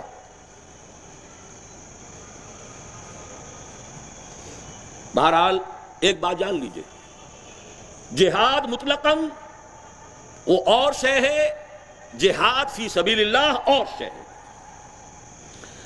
اس جہاد فی سبیل اللہ کی شرط واحد، شرط لازم یہ ہے کہ اس میں سوائے اس مقصد کے کوئی مقصد شامل نہ ہو. لِتَكُونَ كَلِمَةُ اللَّهِ هِيَ الْعُلْيَا. حدیث نبوی ہے کہ حضور سے پوچھا گیا، حضور کوئی شخص جنگ میں جا رہا ہے مال غنیمت کی طلب میں، کوئی جاتا ہے حمیت کی وجہ سے کہ حضور نے کوئی مہم بھیجی ہے کسی ایسے قبیلے کے خلاف جس سے اس کی پرانی خاندانی کوئی رقابت یا رنجش چلی آ رہی ہے، تو اب بڑے شوق سے جا رہے ہیں، اب ملے گا، آج موقع ملے گا. کوئی اپنی شجاعت کے اظہار کے لیے جنگ کرتا ہے. کون ہے فی سبیل اللہ؟ آپ نے فرمایا کوئی نہیں، صرف وہ شخص جو اس لیے جنگ کرے لِتَكُونَ كَلِمَةُ اللَّهِ هِيَ الْعُلْيَا، اللہ کی بات سب سے اونچی ہو جائے، خلافت کا نظام قائم ہو جائے، اللہ کی حکومت قائم ہو جائے. اس کے سوا کوئی شے نیت میں آ گئی، اخلاص نیت کو زیرو سے ضرب دے کر زیرو کر دے گی. اب اس جہاد فی سبیل اللہ کے لیے میں نے ایک حدیث پر قیاس کرتے ہوئے چند الفاظ وضع کیے ہیں، وہ نوٹ کر لیجئے. نماز فرض عین ہے نا، اپنی مرضی سے پڑھیں، بغیر وضو پڑھیں، کیا نماز ہو جائے گی؟ اس کی کچھ شرائط ہیں، اس کے کوئی لوازم ہیں، اس کے لیے طہارت ہے، وضو نہیں ہے تو تیمم ہے، اس کے اوقات ہیں، اس کا ایک نظام ہے. صلو کما رأیتمونی اصلی، پڑھو نماز جیسے مجھے دیکھتے ہو میں پڑھتا ہوں. اسی پر قیاس کر لیجئے، جاہدوا فی سبیل اللہ کما رأیتمونی اجاہد، مسلمانوں اللہ کی راہ میں جہاد کرو جیسے کہ مجھے دیکھتے ہو کہ میں نے جہاد کیا. اپنے من گھڑت انداز سے جہاد شروع کر دیے، اس کے شرائط اور لوازم کو ملحوظ ہی نہ رکھا، من مانی کر رہے ہیں، وہ جہاد فی سبیل اللہ نہیں ہے. اب اس جہاد کو میں 3 مرحلوں میں بیان کروں گا. پہلا پری ریکوزٹ، لازمی جو ایک شے ضروری ہے وہ ایمان ہے جو یقین کا درجہ حاصل کر لے. یہی وجہ ہے سورہ حجرات میں نے اس کی آیات بھی آپ کو سنائی تھی. آیت نمبر 14 میں فرمایا قالت الاعراب آمنا قل لم تؤمنوا ولكن قولوا اسلمنا ولما يدخل الايمان في قلوبكم. اے نبی، یہ بدو کلیم کر رہے ہیں، دعویٰ کر رہے ہیں کہ ہم ایمان لے آئے ہیں. ان سے کہہ دیجئے تم ایمان نہیں لائے ہو، اس غلط فہمی میں نہ رہو. یوں کہو کہ ہم مسلمان ہو گئے ہیں، ہم نے اطاعت قبول کر لی ہے، اور ابھی تک ایمان تمہارے دلوں میں داخل نہیں ہوا. اور اس کے بعد آیت ہے نمبر 15. اگر اسلام اور ہے اور ایمان اور ہے، اور کسی کے اسلام کو اللہ قبول بھی کر رہا ہے بغیر ایمان کے کہ ابھی دل میں داخل نہیں ہوا، تو منطقی طور پر سوال پیدا ہوتا ہے پھر مومن کون ہے؟ اگلی آیت ہے جو میرے نزدیک موسٹ کمپریہنسو ڈیفینیشن ہے ایمان کی. مومن کون ہے؟ انما المؤمنون الذين آمنوا بالله ورسوله ثم لم يرتابوا. واحد مقام ہے قرآن مجید کا جہاں ایمان کے بعد اس لفظ کا اضافہ کیا گیا. اور اسلوبوں میں یہ بات اور جگہ بھی ہے. یا ایھا الذین آمنوا آمنوا باللہ ورسولہ والکتاب الذی نزل علی رسولہ والکتاب الذی انزل من قبل. اے ایمان والو، ایمان لاؤ. یہی بات سورہ صف میں ہے. یا ایھا الذین آمنوا ہل ادلکم علی تجارۃ تنجیکم من عذاب الیم تؤمنون باللہ ورسولہ. معلوم ہوا کچھ اور ایمان درکار ہے. یہ ایمان جو تمہارے پاس ہے یہ کافی نہیں ہے. یہ زبانی اقرار والا ایمان ہے، یہ کلمہ شہادت ہے، یہ موروثی عقیدہ ہے، اس لیے مل گیا ہے کہ ماں باپ مسلمان تھے. یہ پونجی لے کر چلو گے جہاد فی سبیل اللہ کے لیے، تم سے بڑا احمق کوئی نہیں. پہلے ایمان کی تحصیل کرو. یا ایھا الذین آمنوا آمنوا باللہ ورسولہ. اور ایمان وہ جس میں شکوک و شبہات کے کانٹے چبھے نہ رہ گئے ہوں. ثم لم یرتابوا. لم کے ساتھ بڑی تاکید ہو جاتی ہے، ہرگز کوئی شک نہ رہے. وجاہدوا باموالہم وانفسہم فی سبیل اللہ. اب کریں جہاد وہ اللہ کی راہ میں اپنے جان اور مال کے ساتھ. یہ ایمان کہاں ہے؟ وہی دیرینہ بیماری، وہی نامحکمی دل کی علاج اس کا، وہی آب نشاط انگیز ہے ساقی. یقین پیدا کرے ناداں، یقین سے ہاتھ آتی ہے وہ درویشی کے جس کے سامنے جھکتی ہے فغفوری. یہ پونجی قانونی ایمان اور اسلام کی پونجی لے کر جہاد فی سبیل اللہ کے لیے کمر کس لی. آپ سے بڑا احمق کوئی نہیں. دنیا کا بھی خسارہ، آخرت کا بھی خسارہ. دنیا کا خسارہ یہ کہ کچھ نہ کچھ جان اور مال کھپانا پڑے گا، اور آخرت کا خسارہ یہ کہ زیرو. اس لیے کہ اخلاص تو ہو ہی نہیں سکتا جب تک کہ ایمان نہ ہو.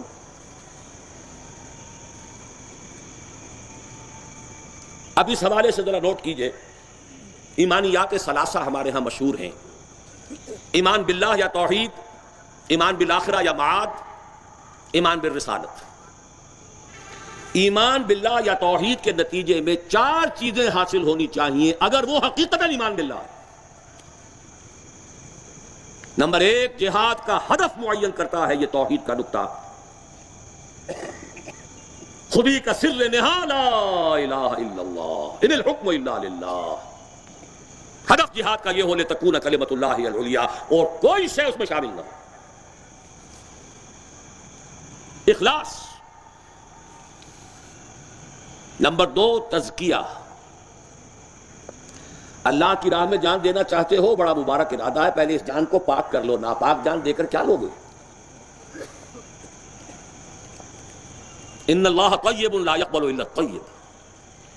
ہمارا حال کیا ہے؟ قربانی کے لیے بکرا دینا، دیکھنا کہ سینگ ٹوٹا ہوا تو نہیں ہے. اور اپنی جانیں اللہ کی راہ میں دینے جا رہے ہیں، ساری کثافتیں، ساری خباثتیں، حب دنیا، حب مال، حب جاہ، ساری لعنتیں دل کے اندر لیے ہوئے. اس ناپاک جان کے دینے سے کچھ حاصل نہیں. محمد رسول اللہ نے پہلے جانیں پاک کی. یتلو علیہم آیاتہ ویزکیہم.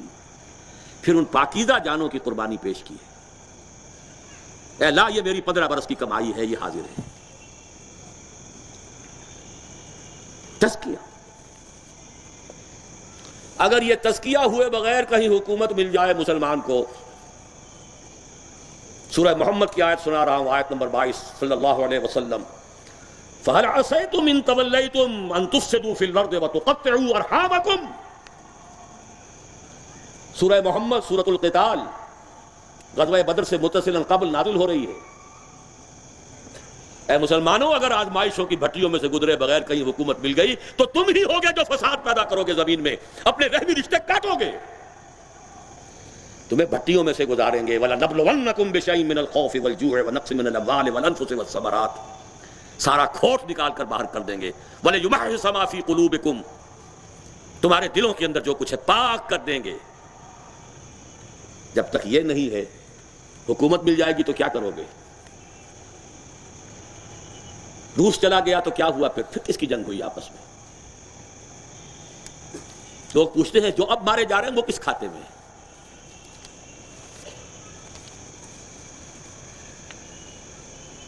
فَهَلْ عَصَيْتُمْ إِن تَوَلَّيْتُمْ أَن تُفْسِدُوا فِي الْأَرْضِ وَتُقَطِّعُوا أَرْحَامَكُمْ. جانوں کو پاک کرو، تزکیہ کرو، نیتوں کو پاک کرو، عقائد کو شرک کی ہر آمیزش سے پاک کرو، عمل کو بدعات سے، رسومات سے پاک کرو، معاش کو پاک کرو، معاشرت کو پاک کرو. اس کے بعد آؤ میدان میں. ناپاک جانیں لے کر کوئی نتیجہ نہیں نکلے گا. نمبر 3، یہی توحید، یہی ایمان باللہ ہے جو مسلمان کے اندر غیرت اور حمیت دینی کی آگ بھر دیتا ہے. میرا رب اور اس کی بات پامال، میرا اللہ اور اس کے دین کی دھجیاں بکھیری جا رہی ہوں. حضرت ابو بکر نے کیا فرمایا تھا؟ ایبدل الدین وانا حی، میرے ہوتے ہوئے ابھی میں زندہ ہوں اور دین میں کوئی تغیر و تبدل آ جائے گا. اگر یہ نہیں ہے تو بے غیرتی. حمیت نام تھا جس کا گئی تیمور کے گھر سے. اور اس بے غیرتی اور بے حمیتی کا عالم جو یہ ہے، جو ہمارے دین میں مقام ہے، اس کو سن لیجئے. اوحى اللہ عز وجل الى جبرائیل علیہ الصلوۃ والسلام ان اقلب مدینۃ کذا وکذا باہلھا. اللہ نے وحی کی حضرت جبرائیل کو علیہ الصلوۃ والسلام، فلاں فلاں بستیوں کو الٹ دو، سدوم اور عمورہ کی بستیوں کی طرح عذاب ہلاکت نازل کر دو.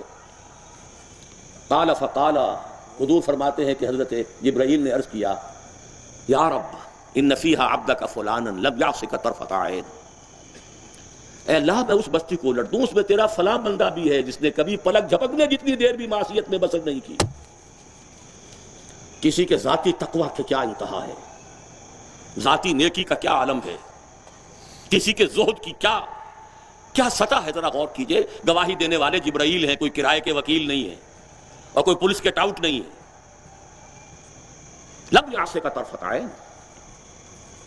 قال فقال، حضور فرماتے ہیں اللہ نے ارشاد فرمایا، اقلبھا علیہ وعلیہم، الٹو اس بستی کو، پہلے اس بدبخت پر پھر دوسروں پر. فإن وجہہ لم یتمعر فی ساعۃ قط، اس لیے کہ اس کے چہرے کا رنگ کبھی میری غیرت اور حمیت کی وجہ سے متغیر نہیں ہوا. اس کو کسی نے ماں کی گالی دے دی تو پورے جسم کا خون چہرے میں آ گیا، کچھ کر نہ سکا ہو، کام تو گیا اپنی جگہ پر.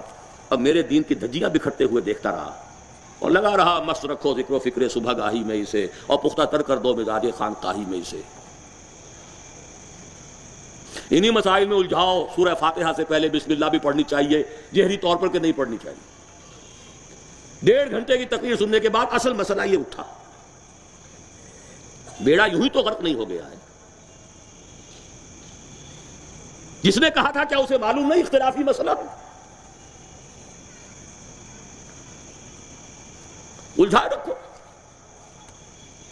ہے یہی بہتر الہیات میں الجھا رہے، یہ کتاب اللہ کی تعویلات میں الجھا رہے. چوتھی چیز، اگر یہ ایمان باللہ حقیقی پیدا ہو جائے گا تو توکل صرف اللہ پر، اسباب پر نہیں، وسائل پر نہیں. تفویض الامر الی اللہ وافوض امری الی اللہ ان اللہ بصیر بالعباد. اور راضی برضائے رب. اے اللہ میں نے اپنی جان کھپا دی، ابھی تیری مشیت میں نہیں ہے کوئی نتیجہ نکلنا، میں راضی ہوں. جان دی ہوئی اسی کی تھی، اب تو یہ ہے کہ حق ادا نہ ہو. تیری اپنی مشیت ہے. اس کی بے نیازی کا عالم یہ ہے کہ جلیل القدر نبی اللہ اکبر حضرت یحییٰ علیہ السلام وَآتَيْنَاهُ الْحُكْمَ صَبِيًّا وَحَنَانًا مِن لَدُنَّا وَكَانَ تَقِيًّا. اور ایک رقاصہ کی فرمائش پر گردن اڑا کر تشت میں رکھ کر سر پیش کر دیا گیا. نہ آسمان پھٹا نہ زمین شق ہوئی. اس کی بے نیازی ہے. اب کون؟ اپنا فرض ادا کرنا ہے بس. توکل اس پر، تفویض الامر اس کو، اور اس کی رضا پر راضی. ہم بھی تسلیم کی خو ڈالیں گے، بے نیازی تیری عادت ہی صحیح. 4 چیزیں ہوں گی تو یہ جہاد فی سبیل اللہ ہوگا. اور ابھی صرف ایمان باللہ کی بات ہوئی. اس کے بغیر کود جاؤ میدان میں، رام بھلی کرے گا. سیاسی جو ہے لوگ اپنے حوصلہ مندیوں کا نشانہ بناتے ہیں، ایکسپلائٹ کرتے ہیں، نوجوانوں کو گمراہ کرتے ہیں اپنی لیڈریاں چمکانے کے لیے. جہاد فی سبیل اللہ اس ایمان کے بغیر نہیں ہے. نمبر 2 ایمان بالآخرہ. معاد سے جہاد کا کیا تعلق ہے؟ میرا اس وقت موضوع ایمان فی نفسہ ہی نہیں ہے، وہ علیحدہ موضوع ہے. جہاد سے کیا تعلق ہے؟ جہاد میں لگے گی جان، جہاد میں کھپے گا مال. کیوں کھپاؤں میں؟ پاگل ہوں میں؟ اگر یقین ہے کہ آخرت ہے، اگر یقین ہے کہ اصل زندگی وہی ہے، ان دار الآخرۃ لہی الحیوان، اگر یقین ہے کہ ایک کے کم سے کم 700 ملیں گے، تب میں بے وقوف ہوں اگر نہ لگاؤں. کون شخص ہے جو خود غرض نہیں ہے؟ جہاد بھی کرو، اپنے لیے کرو. وَمَنْ جَاهَدَ فَإِنَّمَا يُجَاهِدُ لِنَفْسِهِ إِنَّ اللَّهَ لَغَنِيٌّ عَنِ الْعَالَمِينَ. جہاد کر رہے ہو تو کوئی اللہ پر احسان نہ دھرنا. يَمُنُّونَ عَلَيْكَ أَنْ أَسْلَمُوا قُل لَّا تَمُنُّوا عَلَيَّ إِسْلَامَكُمْ بَلِ اللَّهُ يَمُنُّ عَلَيْكُمْ أَنْ هَدَاكُمْ لِلْإِيمَانِ. اللہ پر، اس کے نبی پر کوئی احسان تمہارا نہیں ہے. کر رہے ہو اپنے لیے، اپنی عاقبت کے لیے. ایک لگا کر 700 ملتے ہوں، اور ابھی اس کے وَيُضَاعَفُ لِمَن يَشَاءُ. یہ تو ہمارے لیے حساب کتاب کے لیے کچھ بات بتا دی گئی ہے، کوئی حساب کتاب ہی نہیں. انفائنائٹ کا فائنائٹ کے ساتھ کیا نسبت کا معاملہ ہے؟ کہاں محدود کہاں لا محدود. جتنا یقین ہوگا. بڑی پیاری سی بات کیسے سمجھائی ہے حضور نے حضرت عائشہ کو رضی اللہ تعالی عنہ. بکری ذبح ہوئی، سارا گوشت غربا میں، اصحاب صفہ تو در پر بیٹھے ہوئے تھے، تقسیم ہو گیا. ایک شانے کی کا تھوڑا سا گوشت بچا کر رکھ لیا. حضور کو پسند تھا، خاص طور پر جسے ہم دستی کہتے ہیں. تشریف لائے، پوچھا ما بقیہ منہا، اس بکری میں سے کیا بچا؟ عرض کیا ما بقیہ منہا الا کتفہا، نہیں کچھ نہیں بچا حضور، سب اللہ کی راہ میں دے دیا ہے، بس ایک شانہ بچایا ہے. فرمایا بقیہ کلھا الا کتفہا، جو اللہ کی راہ میں دے دی گئی وہ بکری بچ گئی، جو ہم کھا لیں گے وہ کنزیوم ہو جائے گی. بچت وہ ہے، یہ نہیں ہے. زمین و آسمان کا فرق. آخرت کا یقین، آخرت کا یقین ہو پھر تردد پیدا ہو جائے، آخرت کا یقین ہو تذبذب پیدا ہو جائے، مذبذبین بین ذالک. ومن الناس من یقول آمنا باللہ وبالیوم الآخر وما هم بمؤمنین. آخرت کا یقین، پھر دنیا کی طلب، تن من دھن اس کے لیے. جہاد فی سبیل اللہ بالنفس والمال. یہ بالنفس والمال کی ساری کوانٹیٹیو ریلیشن شپ جو ہے اور ریشو پروپورشن، وہ ایمان بالآخرہ کے ساتھ. جتنا گہرا ہوگا اتنا ہی انفاق نفس، بذل نفس، انفاق مال بڑھتا چلا جائے. تیسری چیز آئیے رسالت. جہاد کا کیا تعلق تھا رسالت کے ساتھ؟ میں نظریاتی بات اس وقت نہیں کر رہا ہوں، میں آج صرف کوئی بھی اصطلاح دوسری نہیں لانا چاہتا. لفظ انقلاب بھی آپ نے میری زبان سے آج بھی سنا ہوگا. جہاد، رسالت کے ساتھ اس کا کیا تعلق ہے؟ جہاد نہیں ہو سکتا جب تک کہ منظم جماعت نہ ہو، سم و طاعت، سنو اور مانو۔ اور جان لیجئے کہ پوری دنیا کی تاریخ میں جو رسالت کی بنیاد پر سم و طاعت قائم ہوتی تھی، اس سے زیادہ کوئی سم و طاعت ممکن نہیں۔ جب مان لیا یہ اللہ کے نبی ہے، ما ینطق عن الہویٰ ان ھو الا وحی یوحیٰ، اب کوئی نافرمانی کا امکان ہے؟ اطاعت، فاسمعوا واطیعوا، سنو اور اطاعت کرو۔ میں تو یاد کیا کرتا ہوں، بہت سے لوگوں کے علم میں ہوگی بات، جھوٹی نبوت نے قادیانیت کے اندر جتنا نظم پیدا کر دیا ہے اس کا تصور کیجئے، کوئی جماعت ہے اتنی منظم؟ جھوٹی نبوت۔ کسی ملنگ کا قصہ بیان ہوتا ہے کہ وہ بنا ہوا ملنگ تھا، اب اس کے جو نذرانے پیش ہو رہے ہیں، دودھ جلیبی پیش ہو رہی ہے، جو آؤ بھگت ہو رہی ہے، اس نے سوچا جس چیز کے سوانگ میں یہ کچھ ہے اس کی حقیقت میں کیا ہوگا، اور زندگی بدل گئی۔ جس شے کے ڈھونگ میں، سوانگ میں، جھوٹ میں یہ نظم ہے جو آج بھی موجود ہے قادیانیوں کا۔ سیٹلائٹ پر ان کے خطبے نشر ہو رہے ہیں، اس میں ٹھیک ہے عالمی طاقتوں کی پشت بنائی بھی ہے، لیکن عالمی طاقتیں بھی گھوڑے کو دیکھ کر اس کے اوپر داؤ لگاتی ہیں۔ آپ ریس میں جا کر پوری طرح دیکھ لیتے ہیں گھوڑا کون سا جیتے گا، تب اس پر داؤ لگاتے ہیں۔ اللہ بچائے آپ کو بھی اور مجھے بھی۔ ایک مثال دی ہے آپ کو، ایک سوال یہاں پہ پیدا ہوتا ہے، پہلے تو میں اس نظم کی اہمیت کے لیے مثال دے دوں۔ غزوہ احد میں کیا غلطی ہوئی تھی صحابہ سے؟ کوئی کفر کیا تھا؟ شرک کیا تھا؟ میری تحقیق یہ ہے کہ حضور کے حکم کی خلاف ورزی بھی نہیں کی تھی، تعویل کر لی تھی کہ حضور نے جو فرمایا تھا کہ یہاں سے نہ ہٹنا، تو الفاظ چونکہ یہ تھے کہ چاہے تم دیکھو کہ ہم سب کے سب ہلاک ہو گئے اور ہمارے گوشت کو پرندے نوچ نوچ کر کھا رہے ہیں، تب بھی مت ہٹنا۔ تعویل کر لی گئی کہ وہ شکست کی حالت میں تھی، یہ تو فتح ہو گئی۔ لیکن لوکل کمانڈر، اصول یہی ہے، من اطاعنی فقد اطاع اللہ ومن عصانی فقد عصى اللہ ومن اطاع امیری فقد اطاعنی ومن عصى امیری فقد عصانی۔ لوکل کمانڈر کہہ رہا مت ہلو، 50 میں سے 35 چلے گئے، فتح شکست میں بدل گئی۔ وَلَقَدْ صَدَقَكُمُ اللَّهُ وَعْدَهُ إِذْ تَحُسُّونَهُم بِإِذْنِهِ حَتَّىٰ إِذَا فَشِلْتُمْ وَتَنَازَعْتُمْ فِي الْأَمْرِ وَعَصَيْتُم مِّن بَعْدِ مَا أَرَاكُم مَّا تُحِبُّونَ مِنكُم مَّن يُرِيدُ الدُّنْيَا وَمِنكُم مَّن يُرِيدُ الْآخِرَةَ۔ اسی سے سمجھ لیجئے۔ اور افغانستان میں جو کچھ ہوا ہے اس کا اصل سبب کیا تھا؟ 7 گروپ،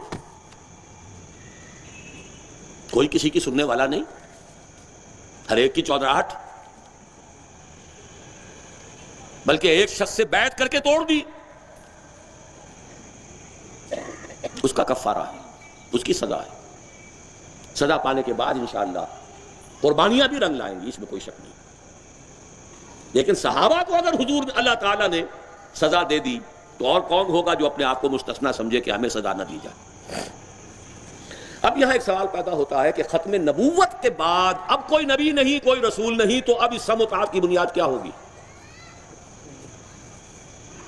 سم و طاعت تو ایسی اگر نہیں ہے تو نہیں ہو سکتا جہاد۔ جہاد فساد میں بدل جائے گا، ساری قربانیاں رائگاں چلی جائیں گی۔ ایک امیر کی اطاعت اگر نہیں ہے ساری محنتیں ختم ہو جائیں گی۔ وہ کیسے ہو، کس دلیل سے ہو، کس نص کی بنیاد پر ہو؟ اور نوٹ کر لیجئے، اس کا بدل دینا محمد رسول اللہ کا فرض منصبی تھا۔ اگر کوئی شے ضروری ہے اور اب اس کے لیے جو چیز اس وقت تھی معمول بہی وہ آئندہ نہیں رہے گی تو اس کا بدل دینا فرض ہے محمد رسول اللہ صلی اللہ علیہ وسلم کا۔ یہ حکمت ہے کہ حضور انسٹیٹیوشن آف بیعت دے کر گئے۔ ایک شخص کو ٹھوک بجا کر دیکھ لو، سیرت و کردار کا امتحان کر لو اپنی امکان بھر، اس کے فہم اور فراست کو بھی جانچ لو۔ اگر دل ٹھک جائے اس کے ہاتھ میں ہاتھ دے دو۔ صرف ایک فرق ہوگا، رسول کی اطاعت مطلق تھی، جو حکم دے گے ماننا پڑے گا، اب اطاعت ہوگی فی المعروف، کتاب و سنت کے دائرے کے اندر اندر، باقی کوئی فرق نہیں۔ اسی لیے میں نے آپ کو وہ حدیثیں سنائی تھی 3۔ حضرت حارث اشعری فرما رہے ہیں رضی اللہ تعالی عنہ کہ حضور نے فرمایا انی آمرکم بخمس، مسلمانوں میں تمہیں 5 باتوں کا حکم دے کر جا رہا ہوں۔ ایک روایت میں اضافی الفاظ ہیں اللہ امرنی بہن، میں خود نہیں کر رہا، اللہ کا حکم ہے جو پہنچا رہا، بالجماعت والسمع والطاعت والہجرت والجہاد فی سبیل اللہ۔ اس موضوع پر میری ایک تقریر انگریزی میں 2 گھنٹے کی شکاگو میں کر کے آیا تھا، جس کا ویڈیو آڈیو موجود ہے۔ The importance and the nature and the basis of organization in Islam with special reference to the institution of Bay'ah۔ اس کی تلخیص اور اردو ترجمہ جو ہے میثاق میں شائع ہو چکا ہے، اسی حدیث پر ساری گفتگو ہے۔ پھر میں نے آپ کو شعر سنایا جو صحابہ کرام آواز میں آواز ملا کر پڑھ رہے تھے غزوہ احزاب میں، جبکہ پیٹوں پر پتھر باندھے ہوئے تھے، کئی وقت کا فاقہ تھا، مدینے کی پتھریلی زمین، اس میں خندق کھودنے کا حکم مل گیا تھا، پھاوڑے اور کدالیں چل رہی تھیں، اور زبان پر الفاظ تھے نحن الذین بایعوا محمدا علی الجہاد ما بقینا ابدا۔ ہم وہ لوگ ہیں کہ جنہوں نے محمد سے جہاد کی بیعت کی ہے، اب یہ جہاد جاری رہے گا جب تک جان میں جان۔ اور اس بیعت کے لیے جو الفاظ ہیں متفق علیہ، عن عبادہ بن صامت رضی اللہ تعالی عنہ بایعنا رسول اللہ صلی اللہ علیہ وسلم۔ عبادہ ابن ثابت فرماتے ہیں ہم نے بیعت کی تھی اللہ کے رسول سے صلی اللہ علیہ وسلم علی السمع والطاعت، آپ کا ہر حکم سنیں گے اور مانیں گے، فی العسر والیسر، چاہے مشکل ہو چاہے آسانی ہو، والمنشط والمکرہ، چاہے طبیعتیں آمادہ ہوں چاہے اپنی طبیعتوں پر جبر کرنا پڑے، وعلی اثرۃ علینا، چاہے آپ دوسروں کو ہم پر ترجیح دے دیں، وعلی لا ننازع الامر اہلہ، جنہیں آپ ذمہ دار بنائیں گے ہم ان سے جھگڑیں گے نہیں، تعاون کریں گے، ان کا بھی حکم مانیں گے، وعلی ان نقول بالحق اینما کنا لا نخاف فی اللہ لومۃ لائم، اور جہاں کہیں بھی ہوں گے حق بات ضرور کہیں گے، اپنی رائے ضرور پیش کر دیں گے۔ یہ بیعت ہے۔ ایک لفظ کا اضافہ کر کے ہم نے تنظیم اسلامی میں اسی حدیث کو اختیار کیا ہے، علی السمع والطاعت فی المعروف، شریعت کے دائرے کے اندر اندر۔ یہ کوئی آغا خانی جماعت نہیں ہے کہ جس کا سربراہ جس چیز حرام کو چاہے حلال کر دے، حلال کو چاہے حرام کر دے۔ حلت و حرمت ختم ہو چکی محمد رسول اللہ صلی اللہ علیہ وسلم، تحلیل و تحریم تکمیل پا چکی۔ اس دائرے کے اندر اندر نظم جماعت قائم کرو۔ یہ میں نے ایمانیات ثلاثہ کا تعلق جہاد فی سبیل اللہ کے ساتھ آپ کے سامنے بیان کیا۔ اسی مرحلے میں جبکہ یہ جہاد چل رہا ہو، ایک اضافی چیز ہوگی، جب تک طاقت کافی نہیں ہے، تم پر کیچڑ اچھالا جائے، تم پر چھینٹے اڑائے جائیں، تمہارا استہزاء کیا جائے، تم پر فقرے چست کیے جائیں، تمہیں پاگل کہا جائے، تمہیں مجنون کہا جائے، تمہیں شاعر کہا جائے، تمہیں جو چاہے کہا جائے، تمہیں مارا جائے، پیٹا جائے، لیکن یہ کہ تم صبر محض، نو ریٹیلیشن۔ با نشہ درویشی در ساز و دمادم زن، اس سے بڑی درویشی کیا ہوگی؟ مار کھاؤ، ہاتھ مت اٹھاؤ، پتھراؤ ہو رہا ہو تو پھول پیش کرو، ادفع باللتی ہی احسن، تمہارے ٹکڑے اڑا دیے جائیں تم ہاتھ نہ اٹھاؤ۔ اس سے بڑا تربیت کا پروگرام کوئی نہیں، ڈسپلن، اجازت نہیں ہے محمد رسول اللہ۔ سمیہ رضی اللہ تعالی عنہا جس طرح ٹارچر کی جا رہی ہے، خون کھول رہا ہوگا صحابہ کرام کا، وہ بزدل نہیں تھے، وہ بے غیرت نہیں تھے، معاذ اللہ، نہیں، اجازت نہیں۔ خود حضور گزر رہا ہے، اصبروا یا آل یاسر فإن موعدکم الجنہ، اے یاسر کے گھر والوں صبر کرو، تمہارے وعدے کی جگہ جنت ہے، استقبال کی تیاریاں ہو رہی ہیں۔ اور مکی صورتوں میں سے کتنی ہیں ابتدائی جو ختم ہوتی ہے خود حضور سے، فاصبر واصبر وما صبرک الا باللہ واصبر لحکم ربک ولا تکن کصاحب الحوت واصبر علی ما یقولون واہجرہم ہجرا جمیلا ولربک فاصبر، صبر۔ البتہ دوسرا مرحلہ آتا ہے طاقت کا استعمال، بس یہ ہے اصل بات سمجھنے کی، یہ ساری تمہید ہے۔ بڑا سادہ سے شعر اقبال کا ہے، بڑا گہرا. ہو صداقت کے لیے جس دل میں مرنے کی تڑپ، پہلے اپنے پیکرے خاکی میں جان پیدا کرے. میں نے کہا جان کو پاک بھی کرو اور جان بناؤ بھی. المومن القوی خیر من المومن الضعیف، اعدوا لهم ما استطعتم. تیاری کرو، طاقت بناؤ، نفری بڑھاؤ، تربیت گہری کرو، تزکیہ اور کرو، صبر کرو.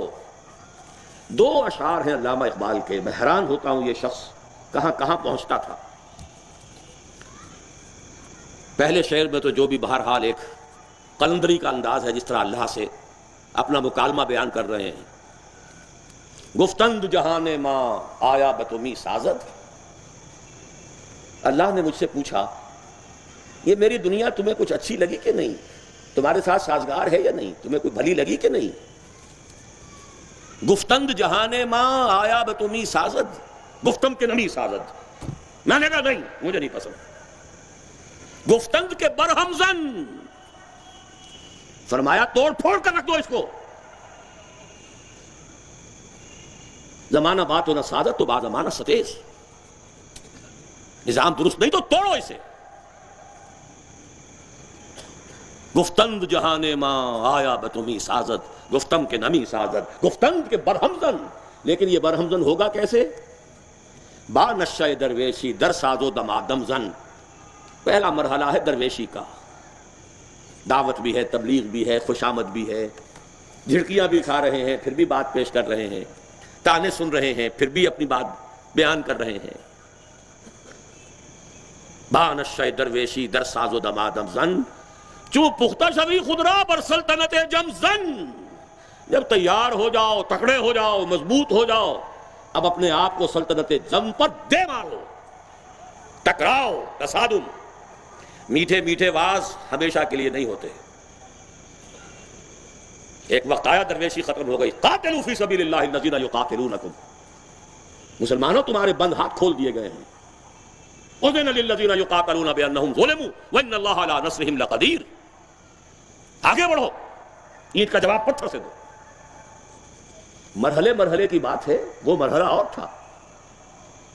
با نشہ درویشی در ساز و دمادم زن، جو پختہ شوی خودرا بر سلطنت جم زن. یہ جو سلطنت جم، اس کو نظام سمجھیے، نظام جیسے کہ بادشاہت کا نظام، امپیریلزم کا نظام، عوامی حاکمیت کا نظام، سرمایہ دارانہ نظام، جاگیردارانہ نظام، جو نظام بھی ہے اسلام کے سوا طاغوت ہے. دے مارو اپنے آپ کو اس پر. لیکن یہ دے مارنا دو طریقے پر ممکن ہے. ایک طریقہ ہے دو طرفہ جنگ. آج کا نظام ہوگا تو اسے ہم کہیں گے مسلح بغاوت، اور حضور کے زمانے میں وہ قتال تھا، چیلنج. یہ دو طرفہ جنگ تھی. ان اللہ اشتری من المؤمنین انفسهم واموالهم بان لهم الجنہ یقاتلون فی سبیل اللہ فیقتلون ویقتلون. یہ قتال دو طرفہ ہے، قتل کر بھی رہے ہیں، قتل ہو بھی رہے. بدر میں ان کے 70 مارے گئے، ادھر سے 14 شہید ہو گئے، احد میں 70 شہید ہو گئے. تلک الایام نداولها بین الناس. یہ دو طرفہ جنگ ہے. سیرت النبی میں دو طرفہ جنگ ملتی ہے. اور نوٹ کر لیجئے یہ دو طرفہ جنگ، جیسے کل بھی ایک مقرر نے کہا تھا، جائز ہے. فساق و فجار کے خلاف مسلمان ہو چاہے تلوار اٹھانا، طاقت کا استعمال کرنا جائز ہے، اگرچہ اس کی اپنی شرائط ہے. طاقت اتنی فراہم ہو چکی ہو کہ کم سے کم بظاہر احوال کامیابی یقینی نظر آئے. ایسا نہیں کہ 200-400 آدمی جمع کیا اور ٹکرا دیا. قوم ہے 12 کروڑ کی اور 200-400 آدمی کھڑے ہو گئے اور نکل کڑے ہوئے جھنڈے لے کر. اس کا تو جو نتیجہ نکلنا ہے وہ سب کے سامنے آئی گئے. کوئی ریشیو پروپورشن تو ہونی چاہیے. صحابہ سے بھی کہا گیا تھا تو 1 اور 10 کا معاملہ کہا گیا تھا، اور پھر صحابہ ہی کے دور میں کہہ دیا گیا تھا 1 اور 2 کا معاملہ بھی. اب الا نفیکم ضعفا، کوئی نسبت و تناسب. لیکن یہ جان لیجئے امام ابو حنیفہ رحمۃ اللہ علیہ کا موقف ہے 100% درست ہے. فساق و فجار اور ظالم اور غاصب مسلمان حکمرانوں کے خلاف مسلح بغاوت جائز. البتہ آج کے دور میں وہ فیزیبل نہیں رہی. یہ ہے نقطہ سمجھنے کا کہ جہاں اختلاف ہو گیا ہے حالات کا. حضور کے زمانے میں ادھر کافر ادھر مسلم، یہاں ادھر بھی مسلم ادھر بھی مسلم، حسنی مبارک بھی مسلم، اخوان والے بھی مسلم.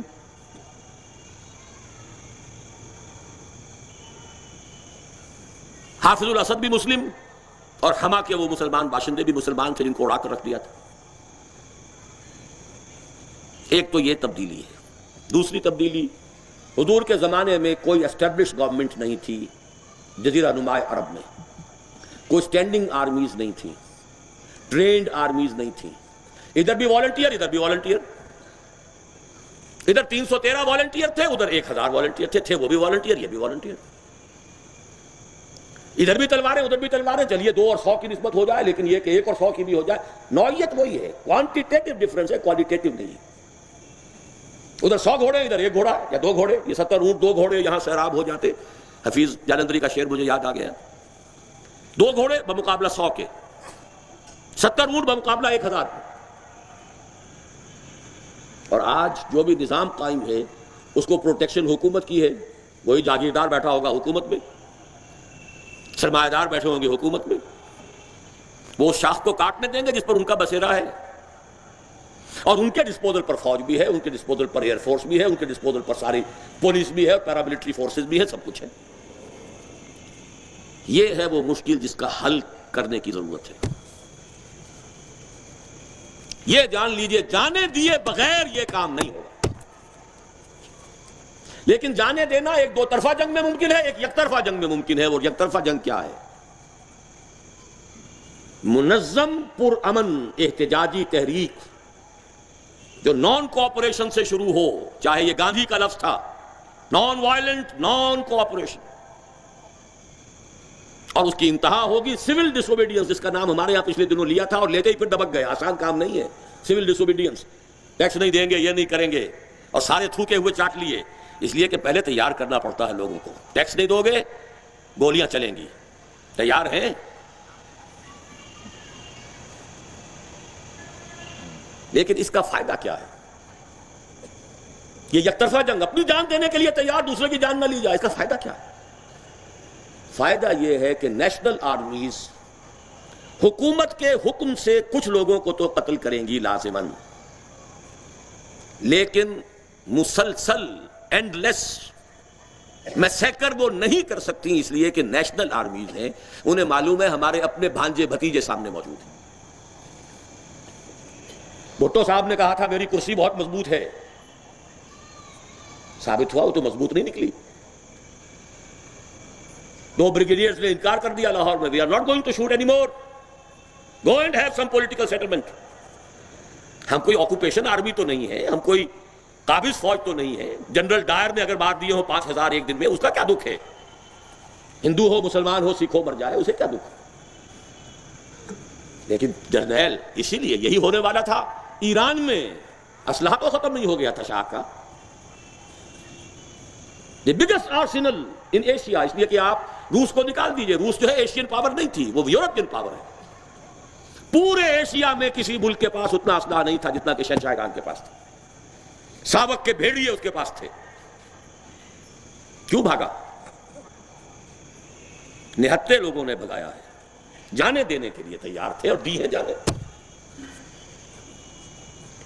آکوپیشن آرمیز کے خلاف گوریلا وار کام کر سکتی ہے، لیکن نیشنل آرمیز کے خلاف نہیں.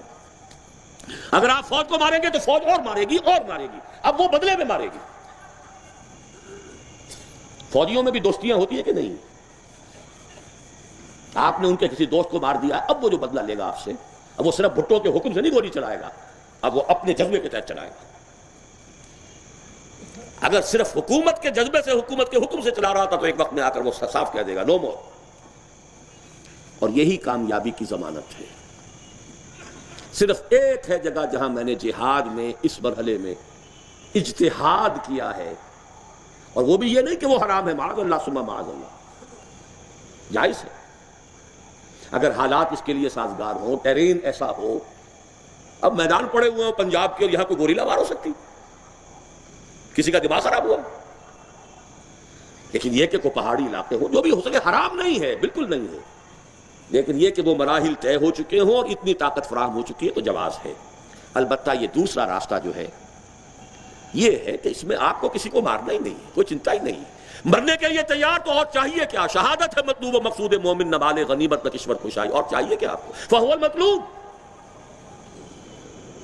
قل هل تربصون بنا الا احدى الحسنيين، ہمارے لیے تو حسنہ ہی حسنہ ہے، گر جیت گئے تو کیا کہنا ہے، اور ہارے بھی تو بازی مات نہیں، جان دے دی تو اس سے بڑی کامیابی کوئی نہیں۔ فزت ورب الکعبہ، رب کعبہ کی قسم میں کامیاب ہو گئے۔ بہرحال یہ ہے آخری مرحلہ، اور اس کے لیے جو عنوان ہے کتاب و سنت کا، میں نے چونکہ یہاں ضرورت محسوس کی تو جدید اصطلاح استعمال کی ہے، disciplined peaceful agitation, starting from non violent naan cooperation. نہیں پہنیں گے کپڑا انگریز کا بنایا ہوا، چرخہ کاٹیں گے، کپڑا بنائیں گے، دن میں تارے نظر آ گئے، یہ کپڑا بنا کے کہاں تک کتنا سٹور کریں گے، کہاں جائے گا؟ یہ پوری برطانوی معیشت ہل کر رہ گئی صرف چرخے سے، چرخہ کاٹیں گے، سودیشی، ہل گئی حکومت۔ چیلنج کیا ہے تو جائیں گے جی، ہم پرماتما نے سمندر کے اندر نمک بنا رکھا ہے، ہم نمک سمندر، پرماتما کا سمندر ہے، وہاں سے نمک لینے جا رہے ہیں، ہم نے کسی کو کچھ کہا نہیں ہے، لیکن برٹش انڈیا کی ٹیکسیشن پالیسی کو چیلنج کر دیا آپ نے۔ لاٹھیاں برسی ہیں، مولانا ابوالکلام آزاد زخمی ہوئے ہیں، کھائی ہیں لاٹھیاں۔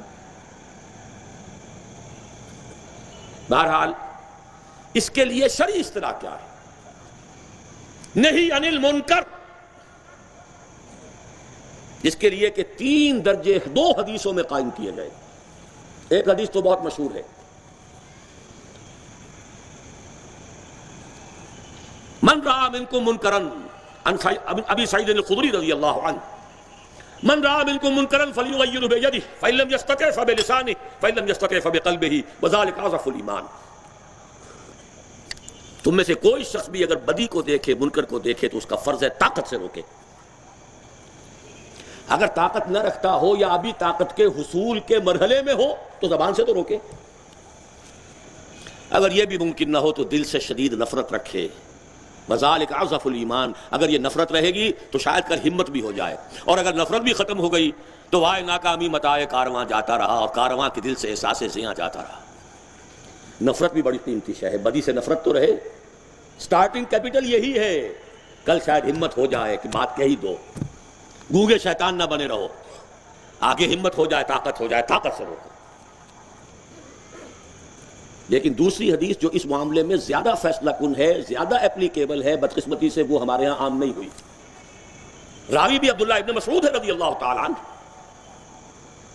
ما بعث اللہ من نبی قبلی فی امتہ الا کان لہ حواریون واصحاب یاخذون بسنتہ ویقتدون بامرہ۔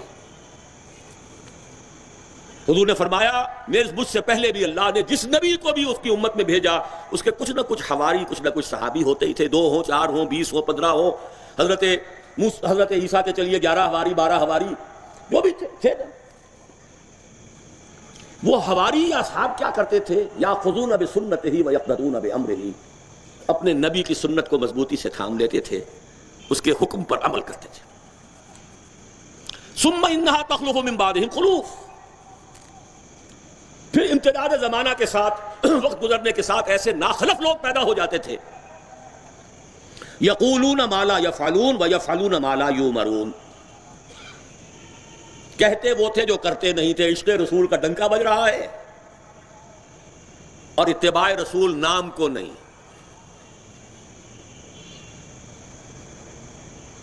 یفعلون ما لا یؤمرون، یقولون ما لا یفعلون، کہتے تھے جو کرتے نہیں تھے، کرتے وہ تھے جس کا حکم نہیں ملا۔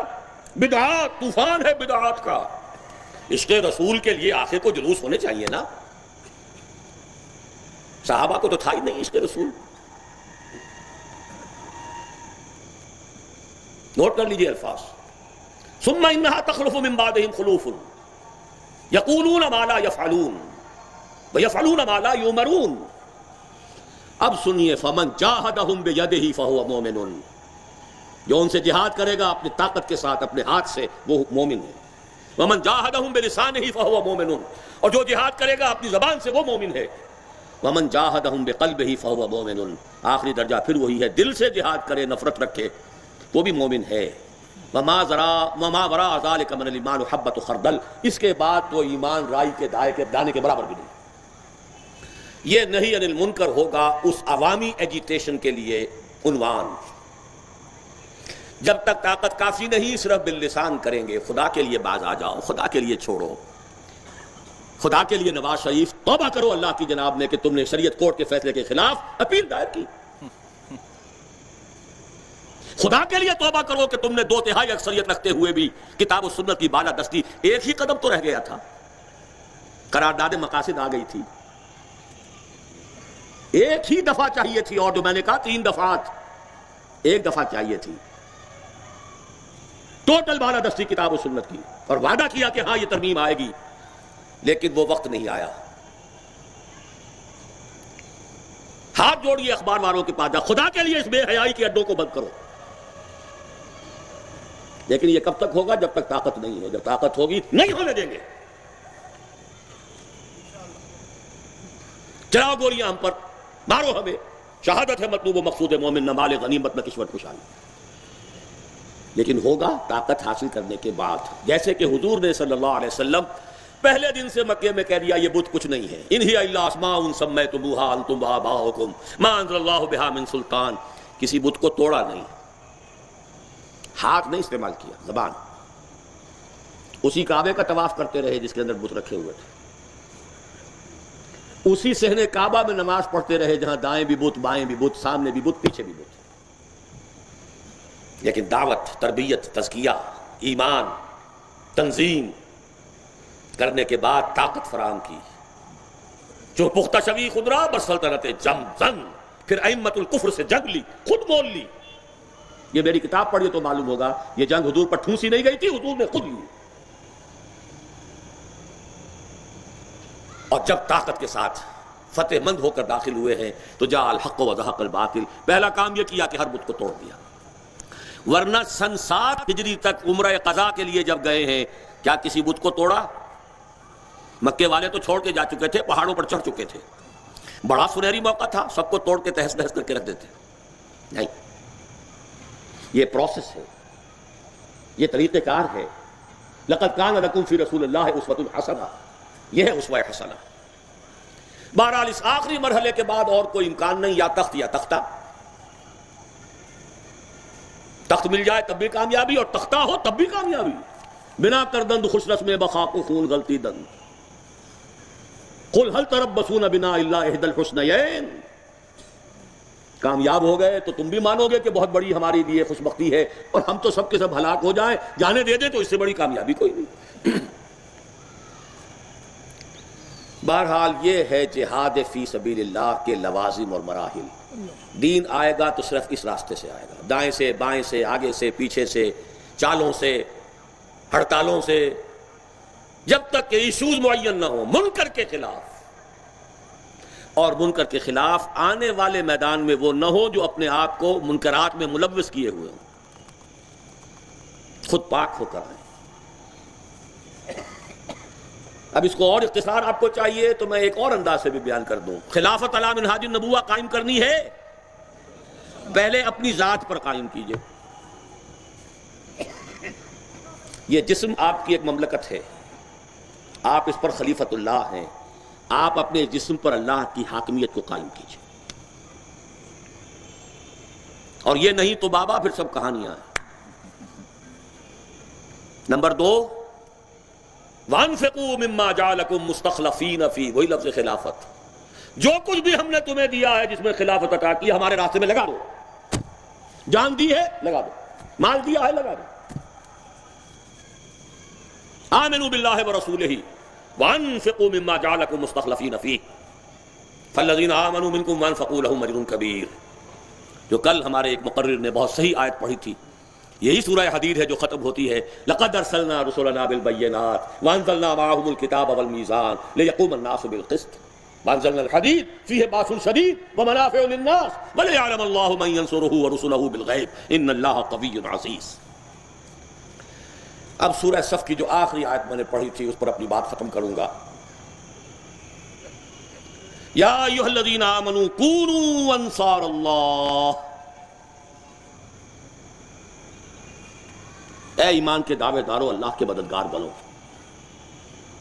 کما قال عیسی ابن مریم للحواریین من انصاری اللہ، جیسے کہ کہا تھا عیسیٰ ابن مریم نے اپنے حواریین سے کون ہے میرا مددگار اللہ کی راہ میں. اب یہ دو نسبتیں ہو گئیں، ذرا فرق سمجھ لیجئے. اللہ کی نصرت اس لیے کہ دین اللہ کا ہے، حکومت اس کی قائم کرنی ہے. ایران کے بادشاہ طہماسپ نے فوج دی تھی ہمایوں کو، تو مددگار تھا ہمایوں کا کہ نہیں جس نے آ کر دوبارہ حکومت دلوا دی؟ اللہ کی حکومت کے خلاف بغاوت ہے، تم اس کی حکومت دوبارہ قائم کرو گے، اس کے مددگار ہو. اس کے خلاف بغاوت ہے. ظہر الفساد فی البر والبحر، بغاوت ہے. بغاوت کو فروغ کرنے میں جانے دے دو، تم اللہ کے مددگار ہوگے. لیکن اگلا جملہ بڑا پیارا ہے، من انصاری الی اللہ. یہ نصرت ہوتی ہے کسی کے ساتھ ہو کر. اپنی اپنی ڈفلی، اپنا اپنا راگ کچھ حاصل نہیں ہوگا. کسی کے ہاتھ میں ہاتھ دو، کسی کے معاون و ناصر بنو. کون ہے میرا مددگار اللہ کی راہ میں؟ اور یہی الفاظ ہے جس پر وہ سورہ حدید کی آیت ختم ہوئی ہے، وَلِيَعْلَمَ اللَّهُ مَن يَنصُرُهُ وَرُسُلَهُ بِالْغَيْبِ. اللہ دیکھنا چاہتا ہے کہ کون ہے اس کے وفادار بندے جو غیب میں ہونے کے باوجود اس کی بھی مدد کرتے ہیں، اس کے رسولوں کی بھی مدد کرتے ہیں. یا ایھا الذین آمنوا کونوا انصار اللہ کما قال عیسی ابن مریم للحواریین من انصاری الی اللہ.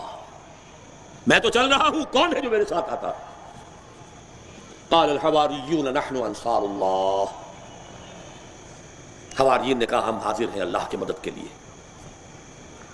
فآمنت طائفة من بنی اسرائیل وکفرت طائفہ. بہت اہم ہے یہ ٹکڑا. اب وقت بہت زیادہ ہو گیا، میں زیادہ تفصیل میں نہیں جا سکتا.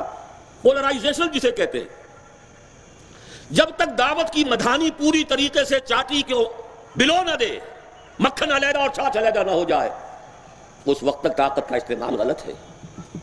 حتی یمیز الخبیث من الطیب. فآمنت طائفة من بنی اسرائیل وکفرت طائفہ. دو گروہوں میں تقسیم ہو گئے بنی اسرائیل، ایک وہ کہ جو ایمان لائے اور ایک وہ کہ جنہوں نے کفر کی روش اختیار کی. پھر ذرا طویل تاریخی دور کو یہاں سبو لیا گیا ہے. آخری نتیجہ فَأَيَّدْنَا الَّذِينَ آمَنُوا عَلَىٰ عَدُوِّهِمْ فَأَصْبَحُوا ظَاهِرِينَ. فوری طور پر کامیابی نہیں ہو گئی تھی حواریین کو. بڑی پرسیکیوشن، بڑا تشدد ہوا، بڑی محنتیں کی ہیں. بالآخر عیسیٰ کے نام لیوا آج ان کے محافظ ہیں. الا بحبل من الناس وحبل من اللہ. اگر آج اسرائیل قائم ہے تو عیسائیوں کی وجہ سے قائم ہے، اپنے بل پر قائم نہیں. بہرحال اسی پر میں اپنی گفتگو ختم کر رہا ہوں. من انصاری الی اللہ. میں نے اپنی زندگی کے لیے جو بھی فیصلے کیے تھے، اللہ کا شکر ہے کہ میں اس پر کاربند رہا، اس کا فضل ہے. میں نے دائیں نہیں دیکھا، بائیں نہیں دیکھا. بہت سے اتار چڑھاؤ آئے ہیں میری زندگی میں. بہت سے لوگ ابھر کر اوپر چلے گئے، بہت سے تہ کے اندر بیٹھ گئے. میں نے کبھی کسی پولیٹیکل پروسیس میں حصہ نہیں لیا. مجھے کوئی دلچسپی نہیں ہوئی کہ گاؤں آمد کے خرفت کے گاؤں آمد، کچھ نہیں.